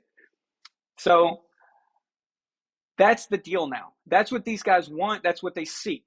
But for a head coach these days to get that glory, they've got to either defy their quarterback or they have to live vicariously through him and micromanage him. That's what Sean McVay did with Jared Goff, and that's why Jared Goff was struggling and having problems, and then they dumped his ass to Detroit. What did Sean McVay do? He brought in Matthew Stafford, who had already been coached properly, knows what to do, and now Sean McVay doesn't look like the problem anymore. Matthew Stafford magically comes in, and it looks like, oh, Jared Goff was the problem. No, Jared Goff was not the problem. If Sean McVay had properly coached Jared Goff, the Rams are essentially the same team they've been, okay? There's not going to be much difference. If he had coached him properly, if he had not kept Jared Goff on that leash so he could live vicariously through him. But the moment Sean McVay was getting criticized and getting heat from the ownership, he's like, oh, crap, I can't do this anymore. I need to bring in a veteran that just already knows what to do because I ain't got time now to develop the kid because you didn't develop him before, okay? You didn't do it. And that's what happened with him. No one's going to care about Sean McVay in another year or two. I'd say 2 years tops. It's going to be, whatever, okay? It's not going to matter. So, by the way, another guy who is a product of nepotism. So, but whatever. These guys are given head coaching jobs. They hand out head coaching jobs to these kids like they're children on Halloween. Here you go, you know. Here's a head coaching job for you. You've never done anything in the league at all, and they want that glory.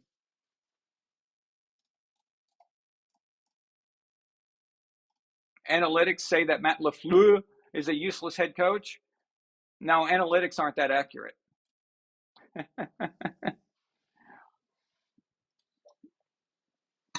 That actually brings up an interesting point though. Analytics, percentages, historical percentages. You look at a situation, okay? Here's why analytics is complete garbage. All right. And well, you probably, maybe some of you are wondering, but Aaron, you have a quarterback formula and you love statistics and you love all that stuff. Okay. Those things that I do are to see the performance of an individual player or a team. Okay. But it's all in the recent. Here's what analytics do. Analytics they'll say, okay, should we punt here? Well, the analytics say if we go for it on fourth down, there's a 47.7% chance that we'll convert it. If we punt it, there's only it's about even. So why don't we just try to keep the ball or whatever? Okay, whatever the scenario is. Analytics tell them one thing.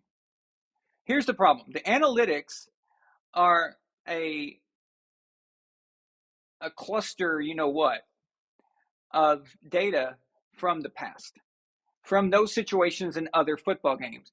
It depends on how far back you go and what your analytics contain. But a lot of them contain that year, the previous year, year before that, and some of them take historic, like complete historical analytics of situations, and they go by this. That is completely idiotic. It's absolutely completely idiotic. Those are just historical averages that happened. They do not tell you the future. They do not give you any kind of information on if it's going to work for you. Why? Because this would only work in a vacuum, okay? In a scientific setting where the parameters are never changed. That's when that would work. It would not work with human beings with different strengths, different situations. Okay, so that day, let's say that analytics say that you should go for it on fourth down, and then you don't convert. Why? Well, what if that left tackle that day, what if his dog died? Okay, what if his dog died that morning and he was sad? And then on that fourth down play, he kneeled down and he just thought about his dog for a second, and he missed it, and the quarterback just gets blindsided. Okay, wham. Well, why didn't the analytics convert this touchdown or this fourth down? Well, you didn't take into account that guy's situation. Okay, but let's go even more just basic. The analytics don't know how good you are at protecting the quarterback when he's trying to convert. The analytics doesn't know if your running back is healthy that day. Maybe your running back has a tendency to convert fourth down, but what if his ankle's hurting him that day? Or what if he just picks the wrong angle? What about the team you're playing? The team is different from the other team that the analytics say that would work against. It doesn't work. Okay? It doesn't work. And this is one thing that me and Bill Belichick have in common. He says it's trash. I've been saying it's trash for a very long time. It wasn't until after I heard Bill Belichick say it was trash, I was like, hey, we agree. I didn't even know he felt that way until he was asked about it a few years ago. It's complete garbage. What you do, you make a decision based on that day, that exact moment. Not even just that day, that exact moment. Okay? So you may make that decision in the second quarter with 8 minutes left. You may not make that decision in the fourth quarter with 12 minutes left. Why? Because the game might have changed. They might have changed their game plan. They may have altered how they're playing you now. You might have had an injury sustained in the third quarter that now the analytics are off. It's trash. It's complete trash. But they use this now, and they use it because NFL is trying to promote all this. The NFL X Factor stats or whatever. They're just trying to promote all that, and now the sports gambling is all out there, and people are trying to show how smart they are and everything. And everyone is just trying to get involved in all this. Basketball is crazy about the analytics stuff. It's like, oh, the analytics say that Steph Curry should shoot a three from half court every time he gets the ball or whatever, stupid crap like that. Well, that's because you've got Steph Curry. Well, what if Steph Curry wasn't playing that day? Do you still follow the analytics? No, because you ain't got Steph Curry. So the analytics are pointless, right? They're completely pointless. They're like trash. They don't mean anything. But that's what these guys do. The coach of the Chargers, okay, Brandon Staley, he's an analytics guy. How many times has he called the wrong play and costed Justin Herbert a victory? These guys, man, I just, it doesn't make sense. Even if your analytics are based on the week before, which wouldn't give you much of a sample size, but let's say that it was recent, it still wouldn't work because the situation is different. It's complete garbage. But it's the newest, coolest thing, so.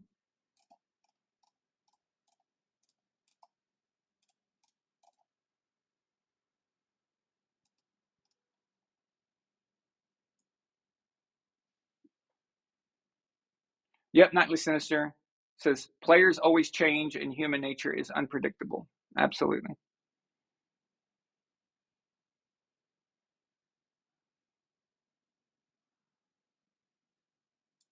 Ozymandias asked me, let me post this up here. It's a long question.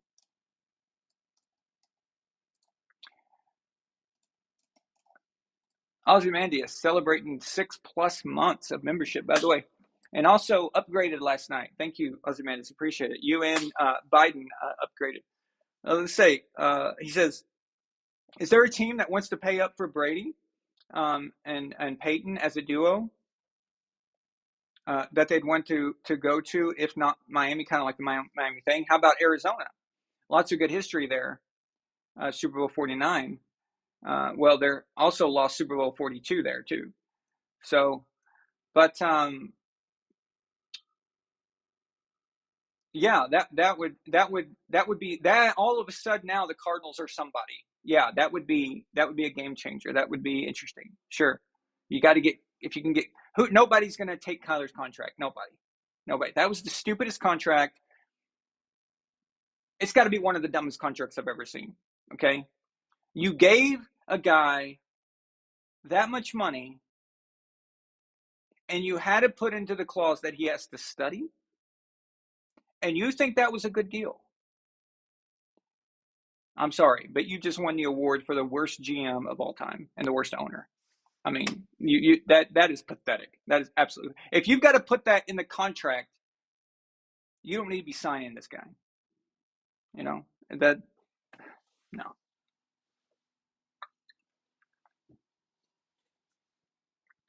But yeah, that would be interesting if you could pair those guys together. Now, just to be clear, if you want to use analytics as a part of a mosaic, okay, so it's like one small thing, part of a bunch of things, and you want to use it just as a kind of a, let's see if this situation matches with what we know about this team, and you kind of want to match things up and see if you can get some kind of consistency there. That's perfectly fine. The problem is that these guys are strictly making coaching decisions in game based off of a number, based off of a percentage. It's absolutely just, no. So dumb. Gord King says, what if the left tackle ran out of tennis balls? Well, see, that's even worse. It's even worse. You can never predict if your offensive linemen run out of balls. You just can't. And then that would distraught him. That would be very difficult. So.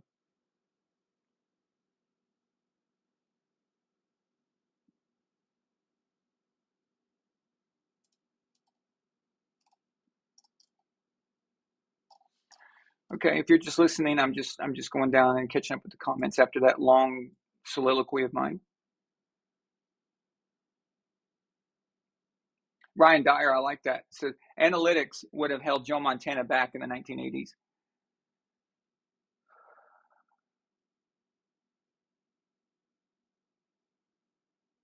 Yep, Minuteman. And who says the referee isn't going to miss a holding call on the defense on a critical 4th down play?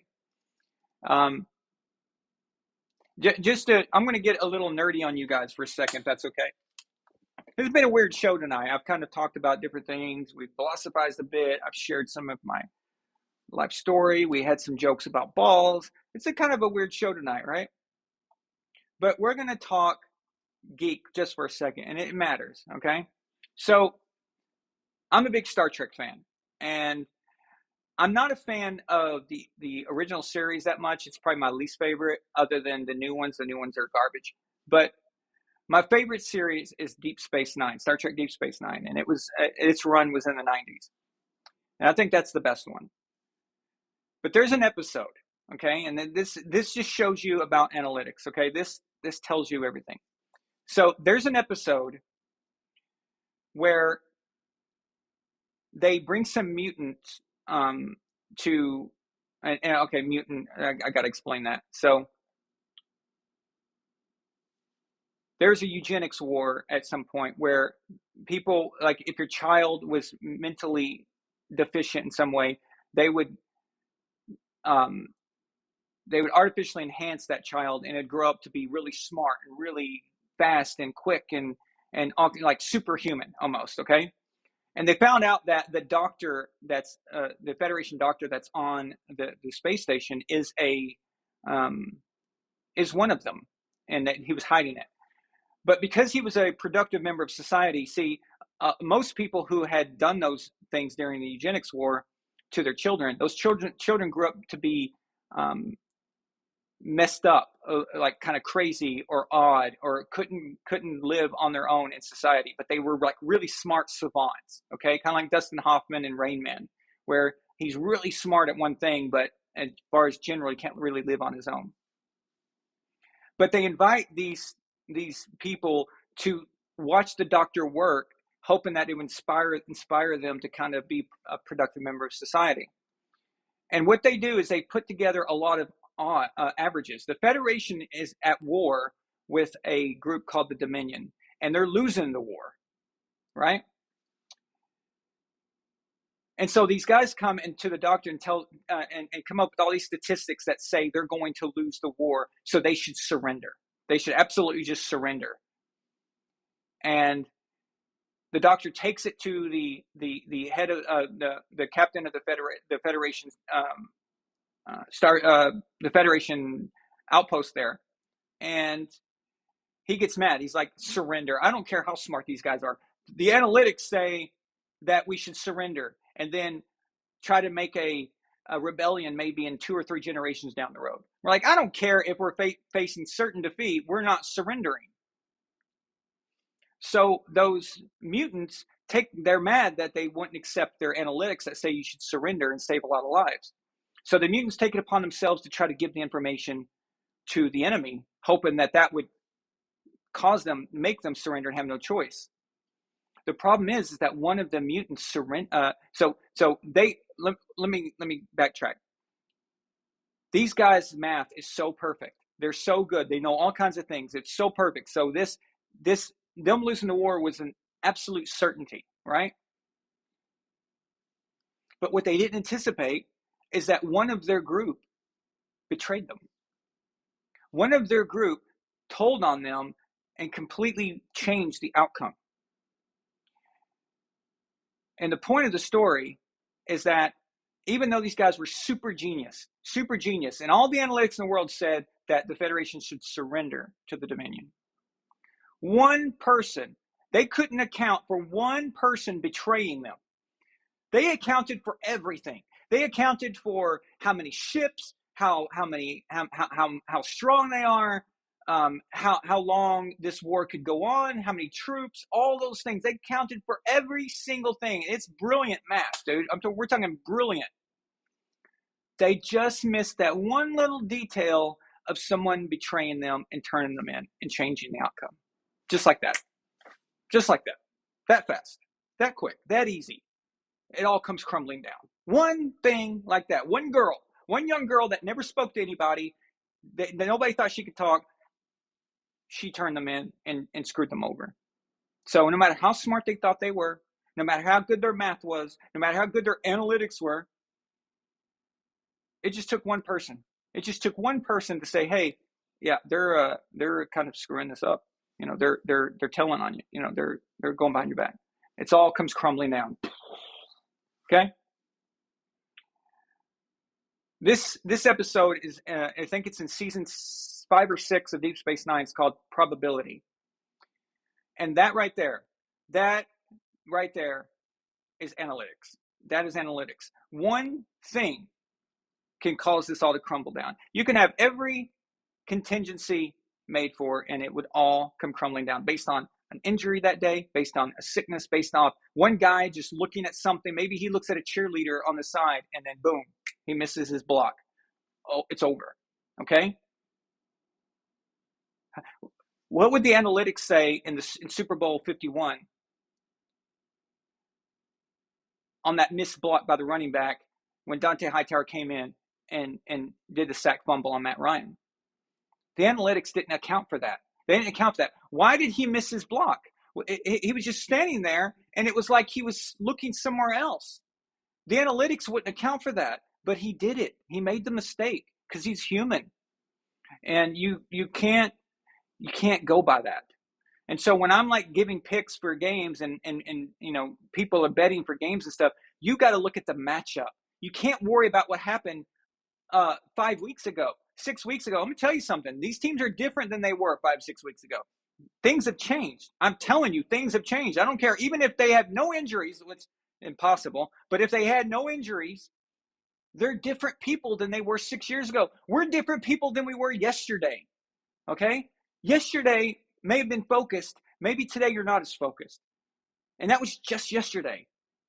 So imagine a group of men, all right, an entire 53-man roster and coach all kinds of various coaches with their input. And imagine, and you're going to try to say that you're going to dictate how this game's going to go based on a team that we played, 8 weeks ago? Really? Sorry, but it means nothing, okay? If you're going to just go by that. If you're going to just go by that, you got to go by other things. You got to go by who they are one-on-one. The research is new. Each opponent, you've got to have the new research. You've got to look at the situation. And that's what drives me nuts about this stuff.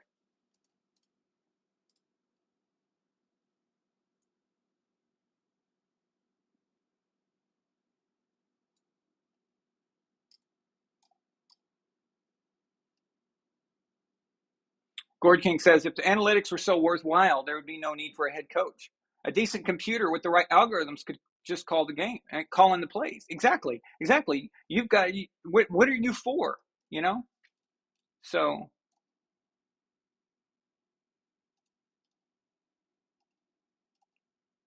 Kevin Godnett, yeah, the original series is my dad's favorite too.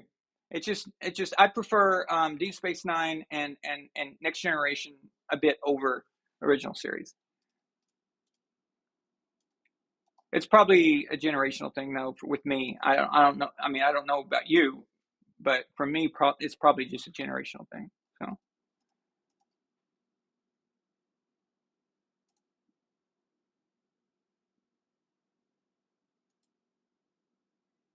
The Minuteman says, based on analytics, the Patriots went 23-0 and scoring first, heading into Week 13 of 2008 versus Pittsburgh.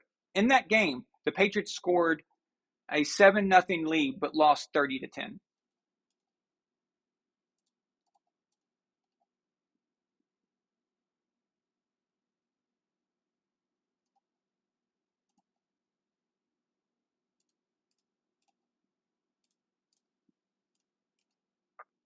It could be the cheerleaders. It could be. You never know. You just don't know anything. I mean, of course, some of that stuff I just made up to be funny or to make it a little more entertaining. But you guys get my point that there's all kinds of things on your mind. If you've ever played sports, you know that you're never the same from play to play. You're a different person, and your things can just catch your attention, and you don't realize it. God, I can't tell you how many times that's happened, and sometimes it costs me, and you get hit in the face, and or you get messed up pretty bad. So it's a next generation thing. That's right.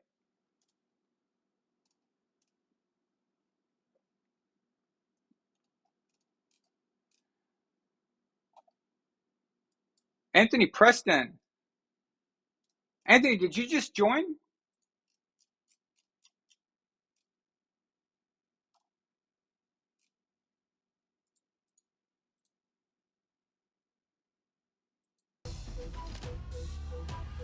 Hell yeah.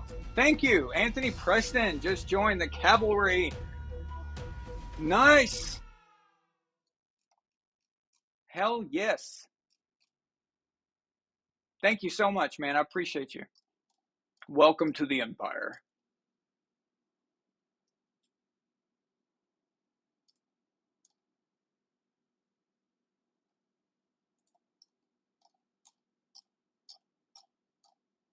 Yeah, something weird's going on. Like the comments are not matching the software comments. I've got two versions. So I've got the YouTube window open, and then I've got the software window open. The software window is what allows me to put your comments up on the front, but they're not matching up for some reason. I'm getting things out of whack here.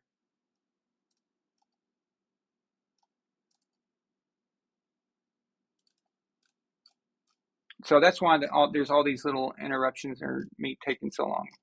Apologize for that, but I have to like really look. I think it's because I changed the latency, and that might be causing a problem.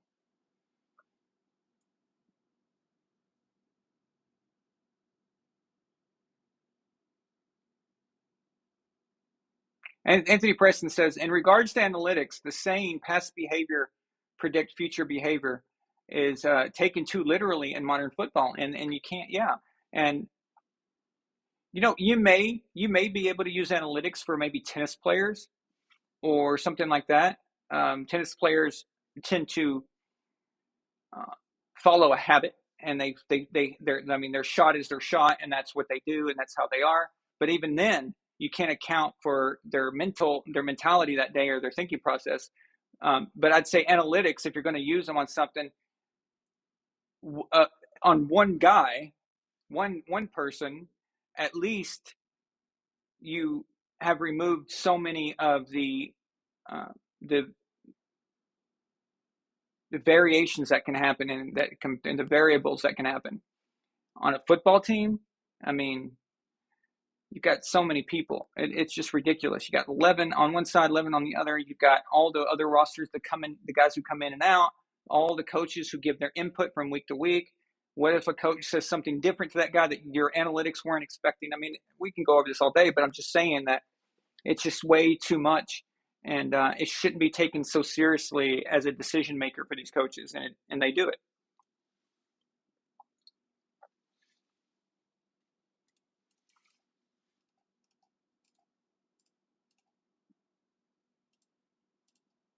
The computer might be better than Brandon Staley. That's true.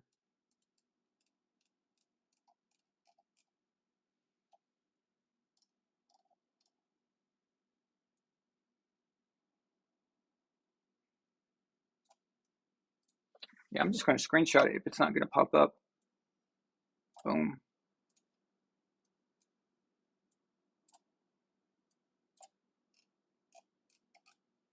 Welcome to the Empire, Anthony Preston.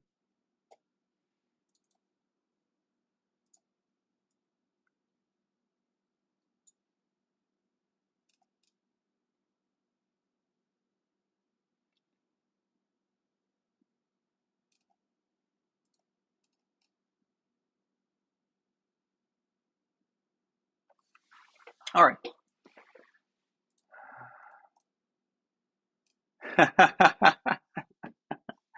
Yeah, Lord of the Rings. Saw it a lot. Saw it a lot. Okay. So let's look at the games.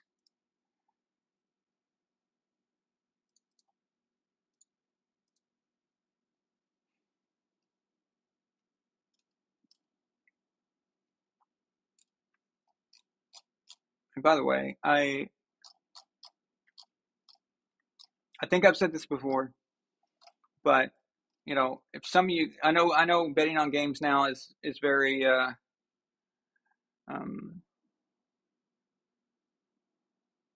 popular, and now it's legal in I think most states. But be careful with your money.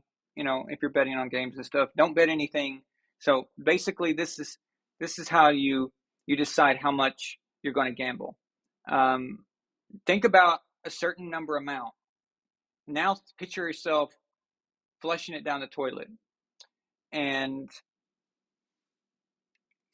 if you can say that flushing it down the toilet won't affect your life at all, if your life is not changed, it means you still can pay your bills and all that stuff. You still got money for doing whatever you're doing, and you can miss that. That's how much you're allowed to spend on sports gambling, okay? Sports betting. So I just like to point that out because I don't like people losing their money on stuff. But if you are going to do that, I would only do money line. I don't deal with over and under scores and things like that. I just go straight up wins, losses.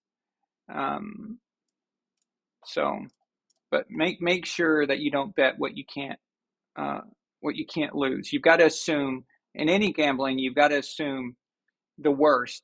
What if I lost it all? And then anything you don't lose is gravy after that. So, okay. So we have first game up is the Chargers. So 4-3 Chargers at the 4-4 Falcons. For Tom's sake and for the Bucs, he needs they need the Falcons to lose this game. They need the Chargers to win. Chargers won their last meeting when they played in 2020. Not that has any relevance at all, but there it is.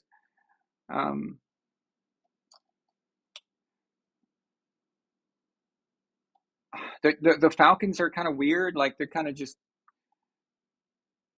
if they were in any other division, they'd be considered absolute garbage. But because they're in this division and it shows them in the standings that they're on top of the NFC South, and all of a sudden people are thinking they're better than they are. No, they're not a very good team. The Chargers don't win this. The Chargers are in trouble. Okay, so this is a pretty easy one as far as I'm concerned. Chargers get the win. Dolphins at Bears. Okay, Dolphins are 5-3. Bears are 3-5. I don't like the matchup for the Dolphins. This is going to be a difficult game for them, being in Chicago. I like Chicago for this one.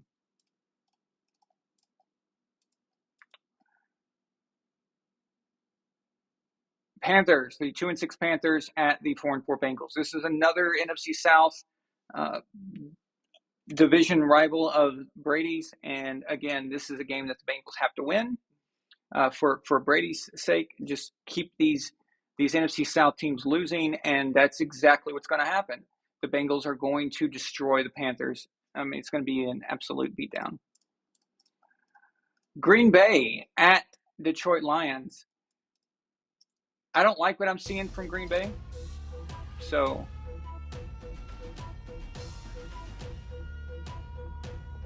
Kevin Godnett sends a member super chat. He says MVP favorites at the moment. Usually wait till midseason to ask. Okay, we'll do that right after this. Cool. Although I've only got one person in mind, to be quite honest. But Packers at Lions. The Packers have to get it turned around, and if this is a game that they can't win, it's over. Okay, it's over. And I like Detroit. I like some. I don't like their defense, but their offense seems to have some good moments. I love the wide receiver. They've got Amon-Ra St. Brown. Nobody's got a cooler name in the NFL than Amon-Ra St. Brown. Okay, so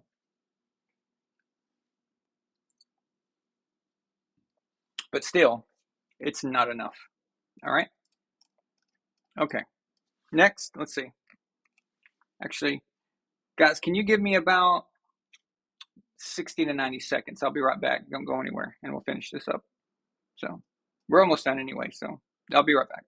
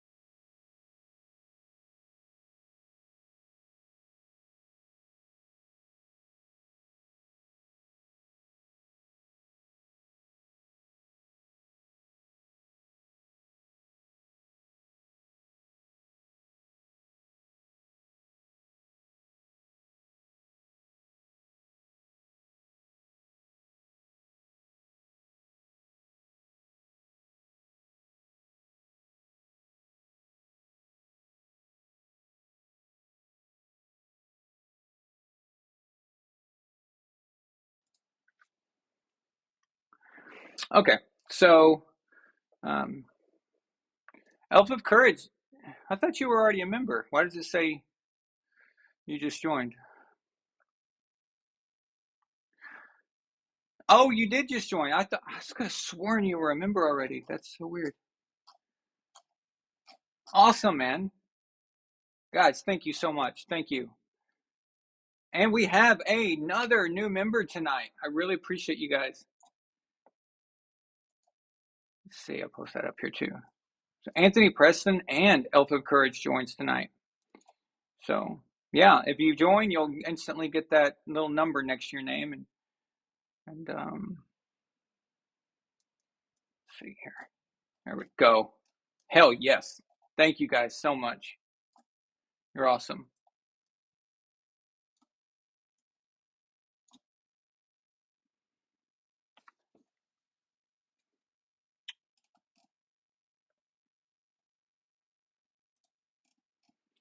Okay. Where were we here?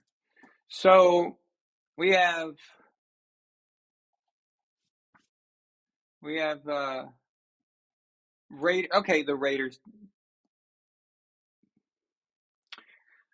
Sorry, Z. The Raiders piss me off. I don't trust them for anything at all. And the Jaguars, even though they're not very good, they come out and they're sneaky. Sometimes they can pull a win here and there. I think the Raiders are going to fall to 2-6. I really do. I don't like this. I don't like this situation. So I'm going Jaguars straight up.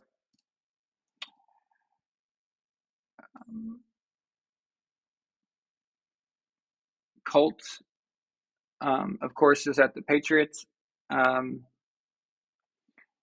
So we have a Colts situation where they benched Matt Ryan, although he's injured, so he wouldn't be playing this game anyway. But even when he comes back, they said that he's out because of contract reasons. This just shows you that I'm suspicious that the Colts are tanking. Several of us are, and we talked about this last night during the members chat, the members show. But which now Anthony Preston, Elf of Courage, you're going to be a part of now that you've joined. And now you'll be able to watch it. Yesterday, you'll be able to watch the playback. So Colts. So the Colts situation, they're replacing Matt with okay, and yeah, that's their quarterback now. Whatever, man. A team willing to do that. That sounds very much like when Peyton got injured and they put out there Dan Orlovsky, okay, instead of trying to get a proper quarterback. So they had a proper quarterback. Now they're not even going to let him come back, and they're going to put in and no, just no. We got this. We got this. This is us. This is our game. So you could book this one.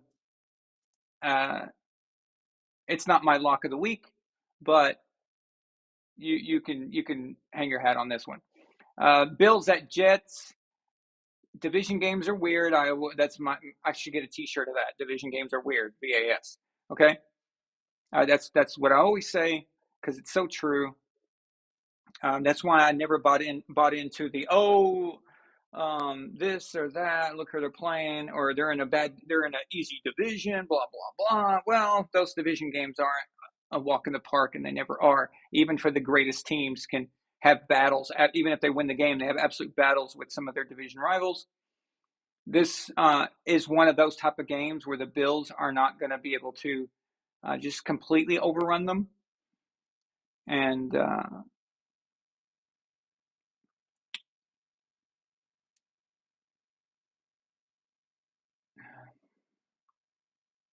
this is not gonna be a blowout. This is gonna be a close game. It's not gonna be easy for Buffalo, but I am going Buffalo. So almost went Jets there, by the way. Almost. Vikings at Commandos. Now that they finally got their proper quarterback playing, they're not bad. They're on a winning streak, three game winning streak, in fact, which is what we learned yesterday. shocking as it can be. But the Vikings are 6-1. The Vikings are playing good football. The only problem is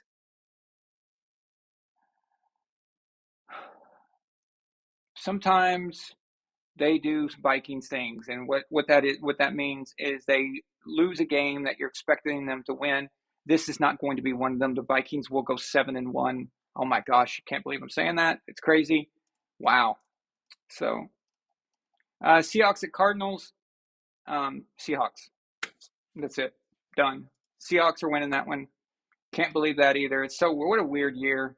The Seahawks will end up going 6-3, and the Cardinals are going to be 3-6. Exact opposite. So here's my lock of the week. Lock of the week. I don't think I've been wrong on any of my lock of the weeks so far this year. I only pick one. Lock of the week this week is Rams at Buccaneers. The Buccaneers are going to win this. The Buccaneers are a lock. Guarantee it. Boom. Slam dunk. Put it in. Do whatever you want to do. I don't care. It's a winner. Tampa Bay Buccaneers will defeat. The 3-5 Buccaneers will defeat the 3-4 Los Angeles Stan Crunkies. All right? So book it. Put it in stone. Put it on a tombstone. I don't care what you do. Take it to the bank. Whatever you want to do. It's done. That's my lock right there. Bucs over Rams. Sunday Night Football is going to be fun. It's going to be a good one. So right after we watch the Buccaneers destroy the Rams, we get to see Titans at Chiefs. Both teams are 5-2. Chiefs are basically kind of chiefing. They're doing their Chiefs things, which is playing good football. Watching the opposite team drop a bunch of easy interceptions thrown by Patrick Mahomes that nobody ever seems to be able to catch, or letting Patrick Mahomes run as slow as humanly possible as anyone could run without getting tackled or touched. It's quite amazing to watch. Some it's like people like hover around him. It's very, very weird. But yeah, maybe we'll get to watch the Titans do that. Maybe the Titans can get some revenge against the Chiefs, and the Titans are a bad matchup for Kansas City. Very, very bad matchup for them as far as stylistically. And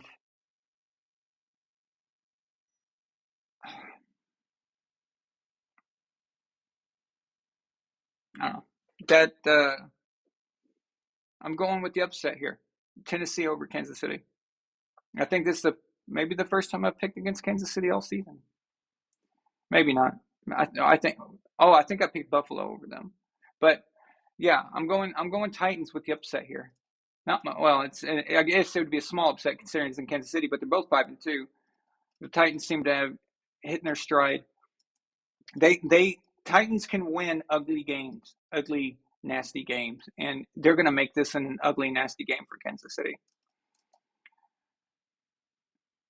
The Monday night game, Ravens at Saints. Now, here's the thing about the Monday night game. I'm going to be broadcasting during that game, so we're going to try this out.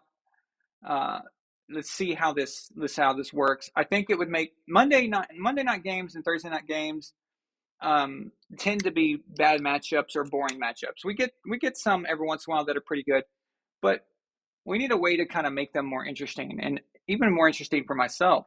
And I thought it'd be more fun. These games would actually have more impact if we were together, watching the games and talking about them. So I'm going to try that out, see how that goes. If it's fun, if everybody likes it, maybe we continue doing it. Baltimore 5-3 at the 3-5 Saints. Baltimore is a weird team where you don't know what you're going to get. They could have a lead and then they could squander it, kind of thing. But the Saints, I don't trust them for anything at all. Even though it's in New Orleans, I don't think that holds as much water anymore with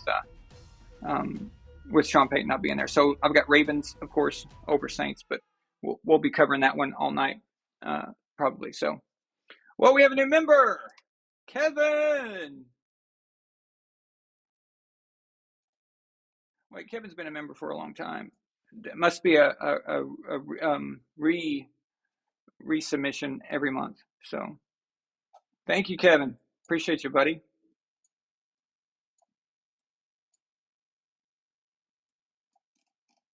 Thank you guys so much. Awesome. We're getting that up there. We're almost to 50 members. Let's try to get up there. So we've got a good club here. Torque, Patriot Torque. Absolutely.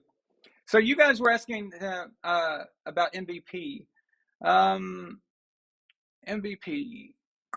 So I think it's as of right now. Okay, so this may change. You know, it changes with records and how things go. But as far as of right now, it's Josh Allen. So, but there is something I pulled up earlier that I was going to tell you guys. So,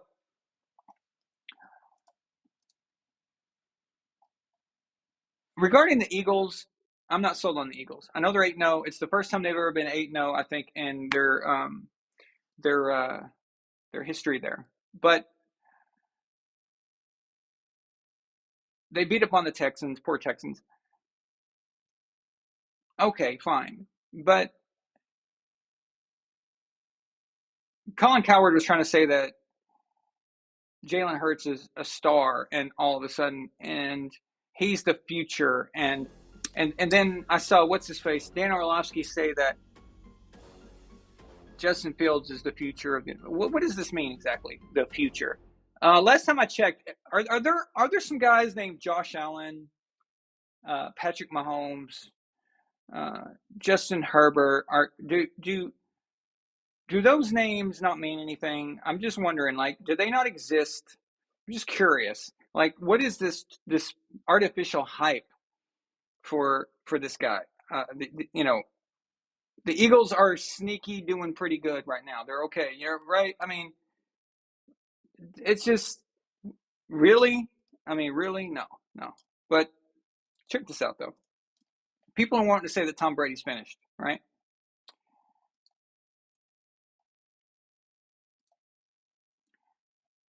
Gord King says a $2 super chat. It says thoughts on Pittsburgh's Kenny Pickett. I think it's no different than Mitch Trubisky. I don't see a difference. I mean they're different, a little different in their style, but well, kind of. Lateral move, I don't think it makes a difference. But that's funny. That's a good thing for his name. That's a good slogan there. So Tom Brady doesn't have it anymore, huh? Do you know he has thrown more passes than any other player in the league right now? More passes. Now, so do you remember Peyton at the end, and do you remember Drew Brees at the end, where they couldn't throw, and when they threw it just looked painful, right? When they threw a pass, it just looked painful. Tom has 224 completions, 340 attempts, a completion percentage of 66%, rounded up from 65.9. He has the second most passing yards, and you know, normally these things don't really matter much to me, and they usually don't, but they do matter in this instance. They're trying to attribute his age. They're trying to say his age is why, and why they're not winning and stuff. The one thing you would want to do of any stat, a quarterback stat, the one thing you would want to use to disprove the age problem that he can't physically do it would be how many times is he throwing the ball per game? How is his completion percentage? Is he just throwing ducks all over the place, or is he actually making it happen? How many drops has players dropped? How many yards has he thrown for? That is a good indicator of whether or not a guy is falling off. And he's only got 9 touchdowns, but only 1 interception. So, yeah, I don't. There's not a problem. This is 2019 all over again, where I'm having to defend this stuff because idiots. There's nothing wrong with Tom right now. He's the same player as he was last year. Nothing's changed except mentally he was going through something, and now I think he's past that. And I think the team goes as Tom Brady goes. I think if he's not feeling it, if he's not the same, then that could be that, you know, the same way when he came in and he made them better. that could have the opposite effect if he's not sure of himself and if he's not sure of where they're going. So he's got to fix that, and I think that's what's going to happen here. But anyway, I just wanted to point that out because I've been seeing a lot of this going around, and it's stupid. It's absolutely stupid. They want it to happen, okay? They want this to happen. They want the fall of Tom Brady. They want it over. They want the fall of Belichick. They want the fall of the Patriots empire. They want that. And then the media is rooting for it. They want these new guys they're trying to promote. They're trying to promote well, they always promote Mahomes, but they're trying to promote the other guys. They're trying to promote Jalen Hurts. They're trying to promote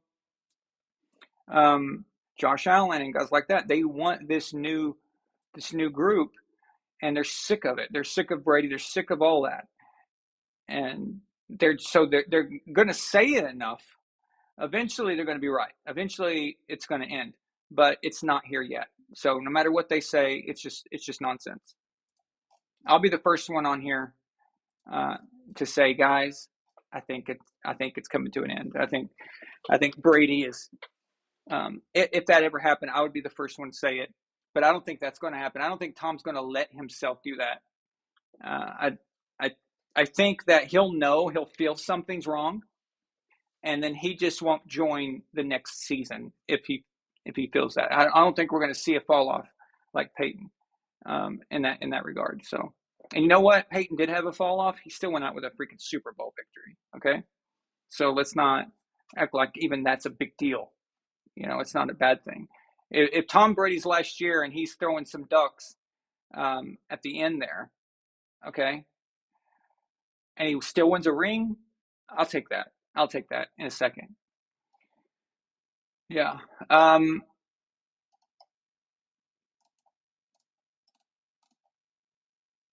Let's see here.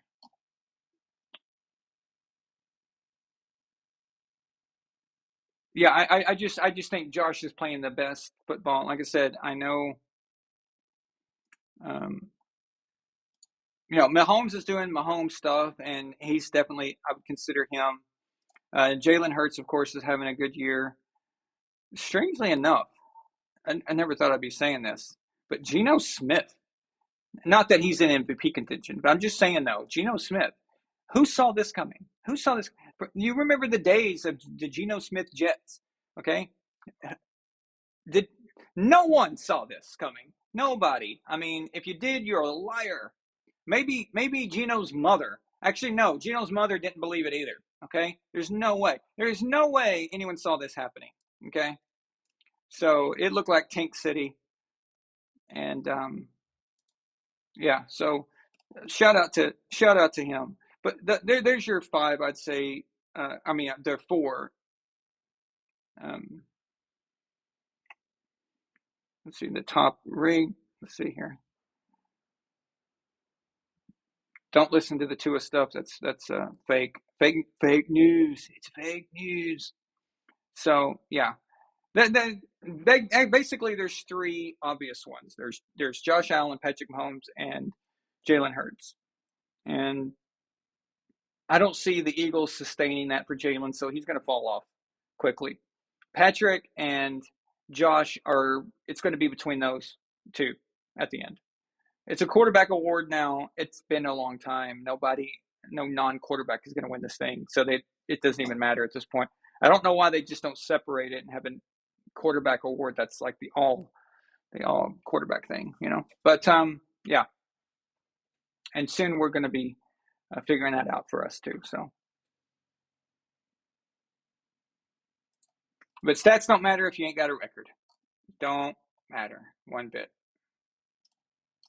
But it's cool to see Geno.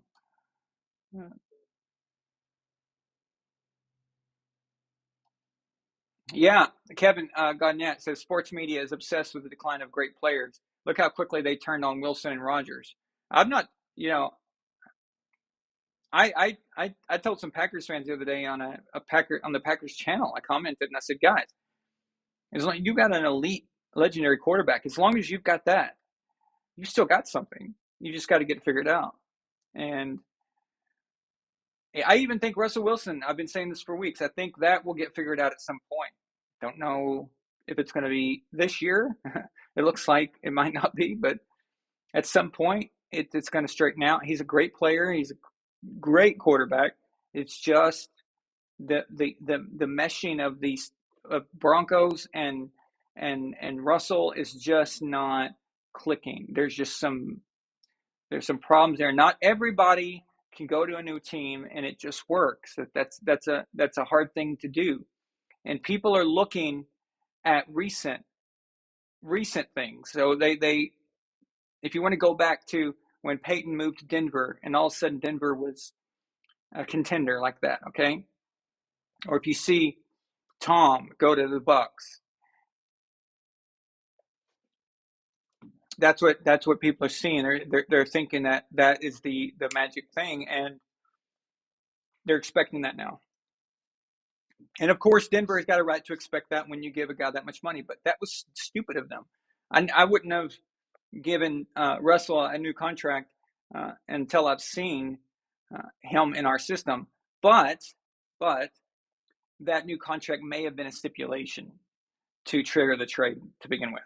So they might have, we don't know, but there might have been an agreement that said, hey, okay, I'll come to Denver.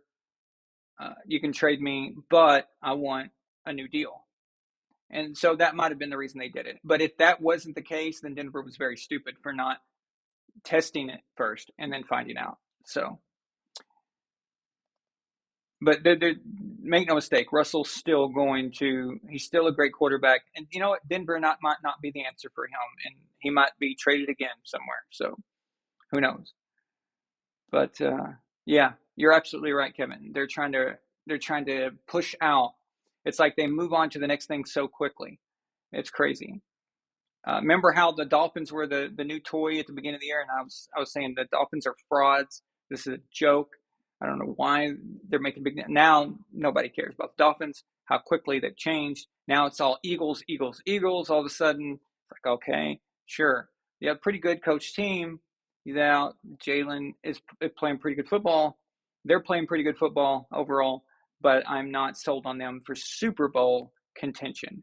The NFC has a lot of good teams, better teams, that have bad records or records that aren't indicative of who they really are. And when the playoffs get here, those teams are going to show themselves, and it's going to be completely different. As we all know, regular season record doesn't matter once you get into the playoffs.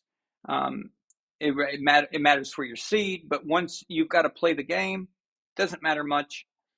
We've seen that so many times. We saw the undefeated Patriots get upset by a Giants team that barely got in. We saw a Bucs team that wasn't even the division winner, and they go on a run and just get rid of Drew Brees, Aaron Rodgers, and Patrick Mahomes all in one run. So what the missteps they had in the regular season didn't matter when it came down to playing. And that's what I see with the NFC right now. I'm not blown away by the record.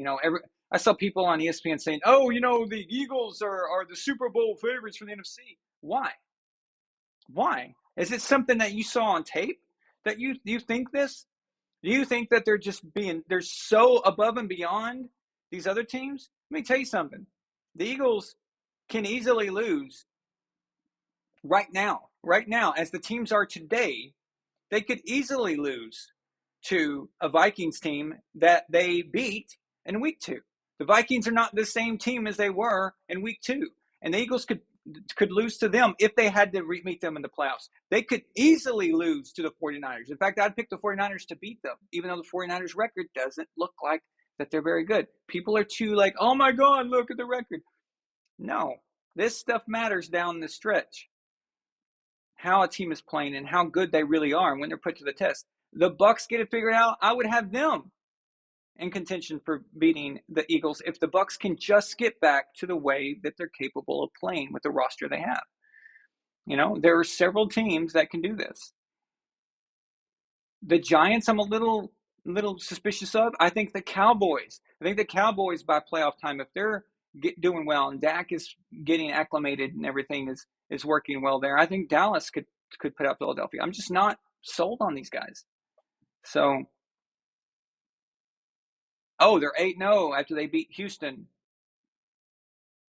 They're Super Bowl contenders. Yeah, well, right now, do you know how easily 8-0 could come crumbling down and all of a sudden they're not the number one seed anymore? We've seen this happen to a lot of teams. We've seen it. It's there. It doesn't mean anything. And now the number one seed is the only one who has the bye week. So even if you're the number 2 seed, you still got to play a game.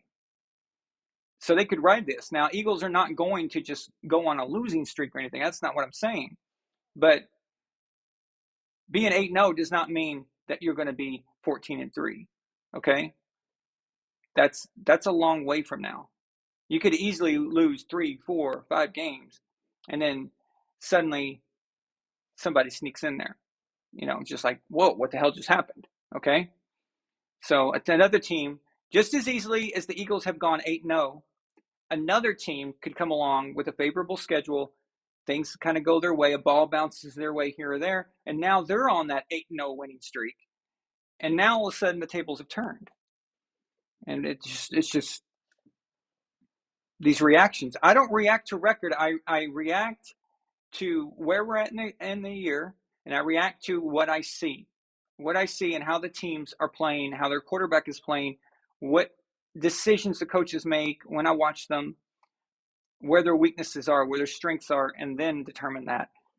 And there's a lot of factors that go into why a team's record is the way it is. This Bucs team has a roster. They have the roster to be 8-0 right now, even with their injuries. They in this NFC, the way people are playing, they should be the Eagles right now. But they've had a weirder schedule, first of all. But if they can just get back to how they should be playing, how they played last year, for example. Now, I know they lost a few guys, but not some of those guys were kind of getting up there. But if they can just get mentally back, they can go on a run. They can go on a run, and they can win most of their games for the rest of the year. If they can fix those things, they can just fix the mentality part. There's no reason why they can't go on a long run. Okay? So just remember, guys, how a team is performing. You're only as good as your last 4 weeks, in my opinion. So too much changes in the NFL after a month. Too much changes. There's way too many changes. Teams are not the same as they were. So the only benefit you get from that is your record benefits you. So it helps you in playoff seeding. But how you're going to perform against the opponent on game day, that doesn't matter. For the Patriots, being 18-0 in Super Bowl 42 meant nothing. It meant nothing. The Giants against the Patriots that day, the Giants were 9-7. They got in as a wild card. That day, Tom Brady's 50 touchdowns, breaking Peyton Manning's record, didn't matter. Randy Moss beating Jerry Rice's record with 22 touchdowns, I believe he had. That didn't matter. Them being undefeated and 18-0 up to that point didn't matter. It didn't help them. It only helped them having the number one seed and being at home and getting a bye week. But on Super Bowl Sunday, it meant nothing. You're only as good as you were. And if you remember, the Patriots were falling off a bit towards the end. They were struggling. They had some weird games. Baltimore, they maybe should have lost that game to Baltimore. There's some weird calls in that game, actually. The Eagles the next week, I think they were starting Kevin Kolb on quarterback. Maybe it was Kevin Kolb. But some backup guy that normally shouldn't be there. He was playing, and they gave them a run. And then at the end, they had some division games that weren't that great. The Jacksonville game was sloppy. The Chargers game was sloppy. It wasn't convincing. So by the time they got to the Giants, and even the Giants in Week 17 put up a lot of points, man. They put up a lot of points on them. So they were falling off, meaning that the Week 1, Week 2, Week 3, Week 4, 5, 6, 7, all those blowouts, all those, running up to score games, they didn't matter anymore. because it's too long ago. It's too far into the past. People have info on you. They're studying you.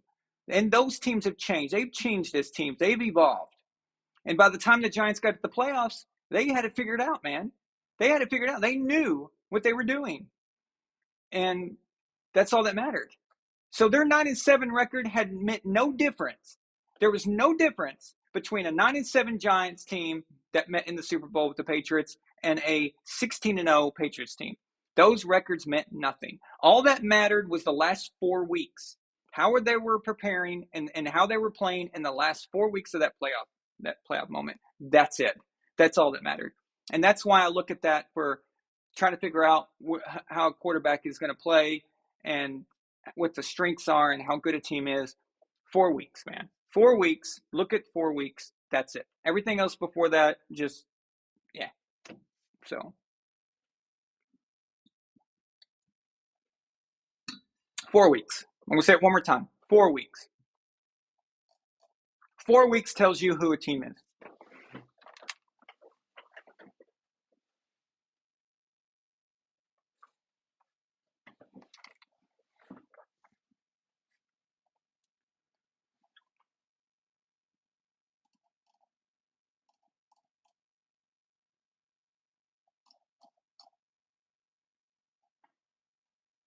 Holy crap, have I really been on here for 2 hours and 40 minutes?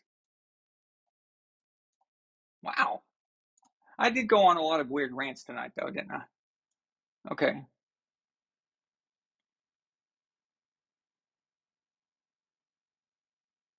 Okay, I'm just reading, catching up with the comments for those of you just listening.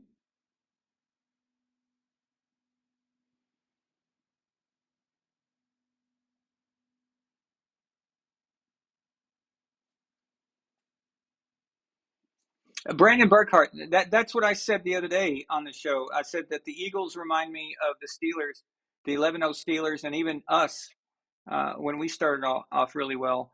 And in 2019, everyone was saying we were a lot for the Super Bowl. That's what it reminds me of. You're absolutely right. I'm in complete agreement with that.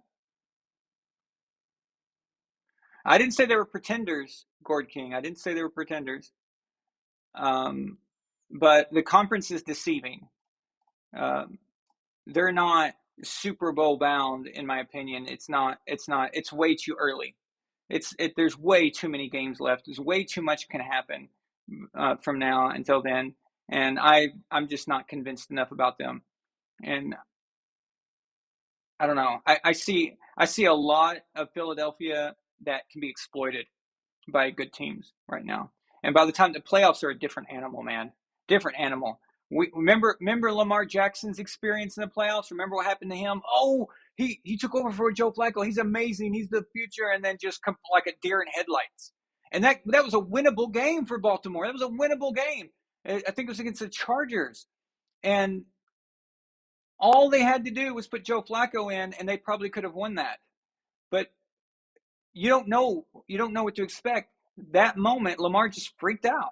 It just it didn't work for whatever reason. And credit to him, he came back the next year and worked on his game and everything. But that's not what this is about. What this is about is you just don't know how these guys are going to be when the lights are on and everything is. I know it's a cliche, but it's so true though. And I see a lot of flaws in their game. They're a good team. I'm not saying they're a bad team. I'm just meaning that there are a lot of teams in NFC right now with bad records or not very good records or not impressive records, I should say, that are just as good as the Eagles or better. And circumstances, for whatever reason, has altered that. But come playoff time, those teams will be ready. And I just don't see them making it. I don't see them making it to the Super Bowl. Not right now, anyway. Remember, this is all right now. This is all based on what we see today. This could change. It will change. Our opinion on all these teams will change as the season goes. There may be a team that sucks right now, okay, that we don't even think of, that suddenly become the Giants, the 07 Giants, and not to the extent of winning the Super Bowl, but just what I mean is that suddenly show up and they're like, whoa, we weren't even talking about this team, and now they're good. Like, whoa, like, whoa, man, whoa. As Jordan Peterson say, whoa, whoa, man, whoa. Like the Giants, whoa. Clean your room. Clean your room. Okay. Anyway, just whoa, man. Okay, I'm getting a lot of super chats. Whoa, man. All right. James Johnson says a $2 super chat. He says, don't forget the clocks go back an hour tonight. Thank you for that reminder because I didn't even know about that. So I didn't think about it. So thank you for that. That's very useful information, actually. The Gord King says $2 super chat. He says, VAS, the new ball smell of sports talk shows. Ooh, I like that. I just screenshotted that. I like that. That's awesome. Elbow Courage sends a $5 super chat. He says, don't forget to get out and vote. Most important midterm elections ever. That is absolutely true, guys. The country is going into the toilet, and it's pretty obvious why. So you've got, especially if you're in an important state, like I'm in a state that's completely corrupt, and your vote doesn't matter here in California. It means nothing in this district, especially where in West Hollywood, it means absolutely nothing. But if you're in a state that it matters, make sure you vote. So thank you, Alpha Courage, for mentioning that. John Thomas Chavez, since he says he's got some out of context moments to clip from tonight's show. So, I remember. Do you guys remember early in the show and I said I was going to tell you something and I completely forgot? Remember that? It's because I went and got a Coca-Cola, and after I had that, it's like a drug, and I was like, oh yeah. So okay. Again, could you imagine me drunk? Yeah. All right. So yeah. Let's see.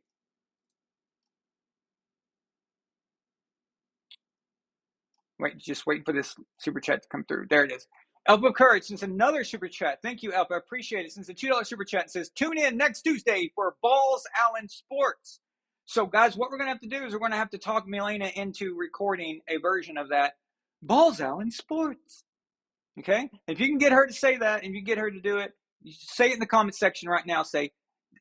Put at Nefertiti, so do the at symbol, Nefertiti, get her attention, tell her you want her to record a Balls Allen Sports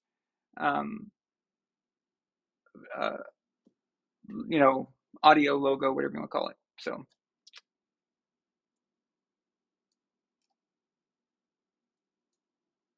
okay. So what I was going to tell you guys, what I forgot to tell you earlier, is when I watch a big game, a playoff, Super Bowl, whatever, I film it. Okay, I film me and Milena watching it, and I do that because I kind of want to. It's for personal reasons. I did this before I had Von Allen Sports. This is just for personal reasons, and before it was fashionable to post this on YouTube and all that crap, right? So I did it just for personal reasons because I wanted to relive that feeling. And watching yourself react to each play and each moment, you get to relive it again, and then good or bad. I filmed myself watching our Eagles Super Bowl.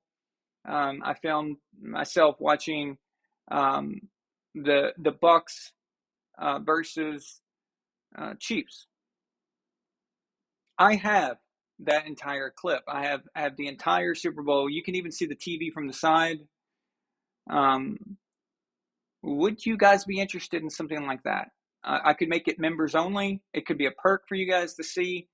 And not just that, I've got other Super Bowls from the past. I've got a Super Bowl 49, my freak out moment. I mean, I lose it. I lose it. I'm freaked out because remember, we hadn't won a Super Bowl in 10 years and everyone was saying Tom Brady's a cheater. That Super Bowl win, that was, we had a big party at my mother's house, and that was just insane. Okay. By the way, I need to have my mom on here soon. Just found out she's really sick, and she has been told she might not make it for another 6 months to a year at the most. So I would like to get mom on here. I'm sending her a new computer, new iPhone, everything. I got her the whole collection. I want her to be on the show. I want it documented, just for historical context and for posterity that, you guys got to meet my mother. And if you saw her and met her and see her personality, you'll know that I get a lot of my sense of humor and a lot of my, from her.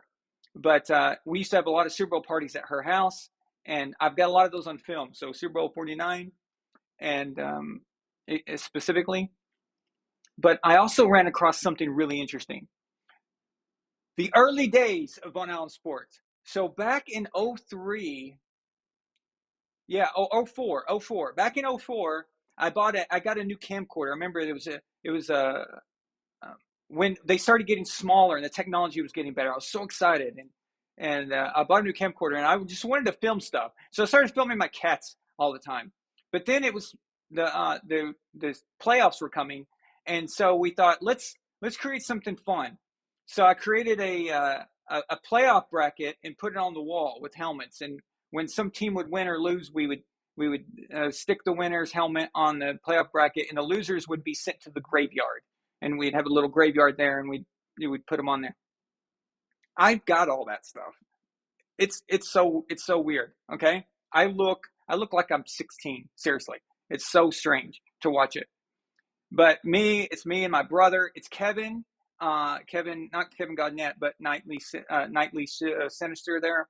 That when I was talking about when we were kids. So he's on there. We're doing this. It's so funny. My friend Mike, my other brother Jason is in it. We're pretending to be commentators and analysts, like NFL analysts. It is ridiculous. It's so ridiculous. And when I found it, I was just like laughing my ass off.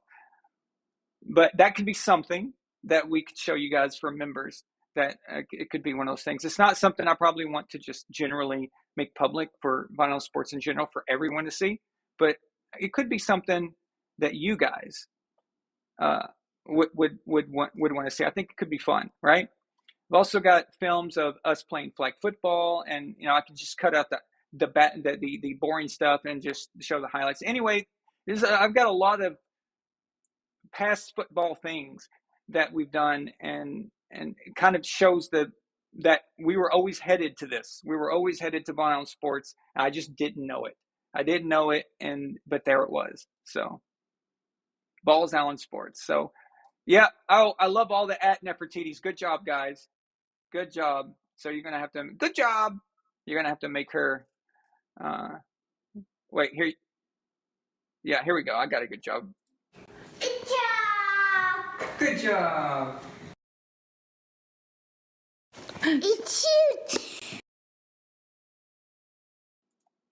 Yeah. So there's a good job from Nefertiti's niece. So see, I got to use that to get her to do it. So.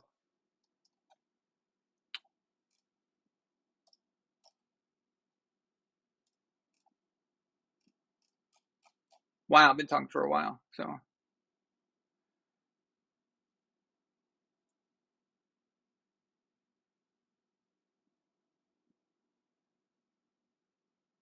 A reaction compilation would be really cool. Okay.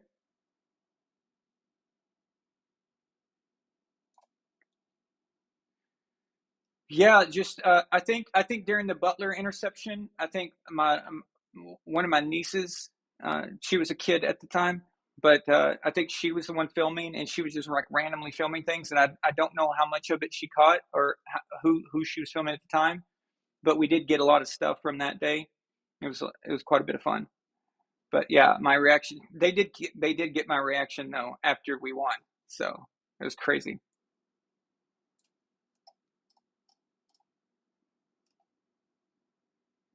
The reason I didn't miss Alpha Courage, you said that you had your hands buried after the curse catch. The reason I didn't miss the Butler interception, because normally I might have been like you, but I was asking Bill to call a timeout, and then I was telling everybody, you can hear me saying this in the video, but I was like, should we let them score?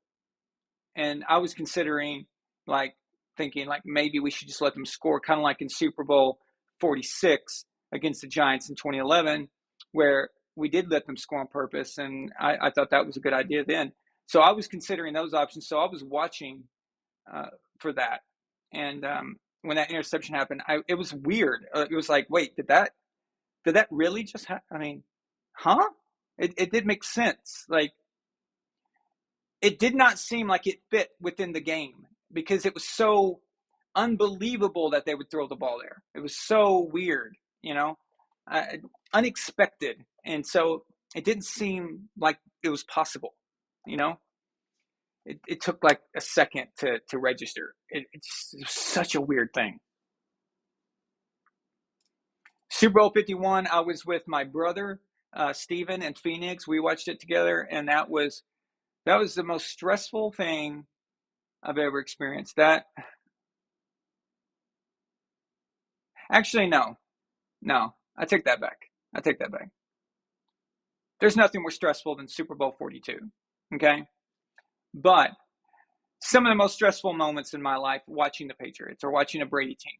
Super Bowl 42.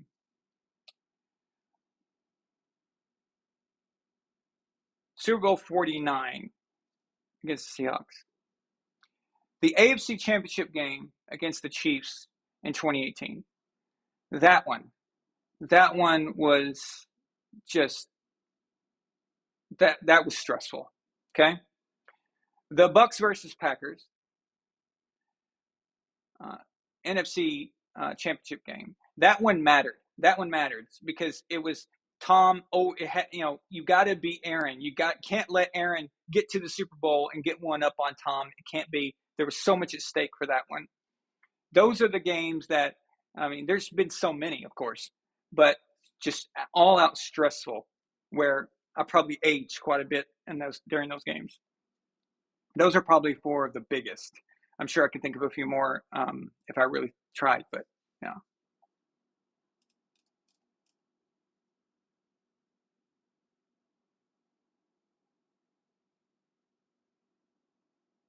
Yeah, that 2018 AFC Championship game, that I wanted that so bad.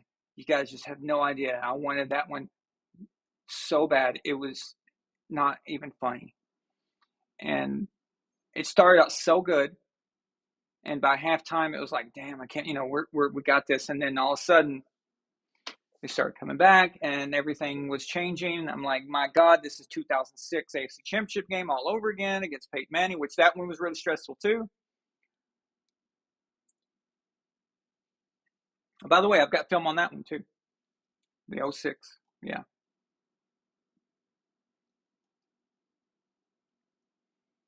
I remember after Malcolm Butler's interception, Nefertiti, of course, Milena, thought I was hyperventilating, and she was filming. She's like, calm down, sweetie. Calm down. I'm like freaking out. I am freaking out. Yeah, it was crazy. So it was amazing. Okay, guys, I'm about to hit 3 hours here, so I'm going to get off. My voice is getting kind of hoarse, but thank you guys so much for being on tonight, and thank you for the new members, and thank you to all you guys who are already members. I really appreciate your support. And like I said, if you want to join, the link is at the top of the chat box there. And after this is over, I'll put a link in the description. And like I said, joining, you may not think it's, and like why would I pay $2 a month? It's not going to help Aaron much. It's only $2. Well, first of all, it adds up. All you guys, it adds up. It helps pay all the fees for the channel that I have to pay for, and all the premium. Every website now has a premium thing you have to pay to get statistics, and it's ridiculous. Websites that used to be free now charge. But not only that, but you being a member shows the algorithm, it helps it. So you're definitely doing me a solid there and doing us a solid and helping out. Apple Courage, I love this. Okay, so yes, I've been working on some new icons, the new things that you guys type in. Apple Courage, since the $2 super chat, says we need a good job icon to post in chat comments, and I'm going to make one for you. So I'm going to absolutely make one, and I'm going to come up with some new ones too, because right now we've got the Chris Sims DUI and all that. I was thinking about a Nick Wright Knows, one or whatever. I was thinking about some other ones too. So maybe they're small, so it's hard to get too detailed, but yeah, I was thinking about some more. So absolutely. Okay. Thank you guys so much. I really appreciate y'all. And we'll have some good games tomorrow. And like I said, I'll see you on Monday night. We're going to do the Saints-Ravens game. Okay? All right. Have a good night, guys. Thank you. Flag on the play if you're not subscribed to Von Allen Sports. But once you are, we'll make it up to your team in the fourth quarter. You're watching Von Allen Sports, real and honest NFL analysis. Subscribe now and join the empire. Von Allen Sports, let's go.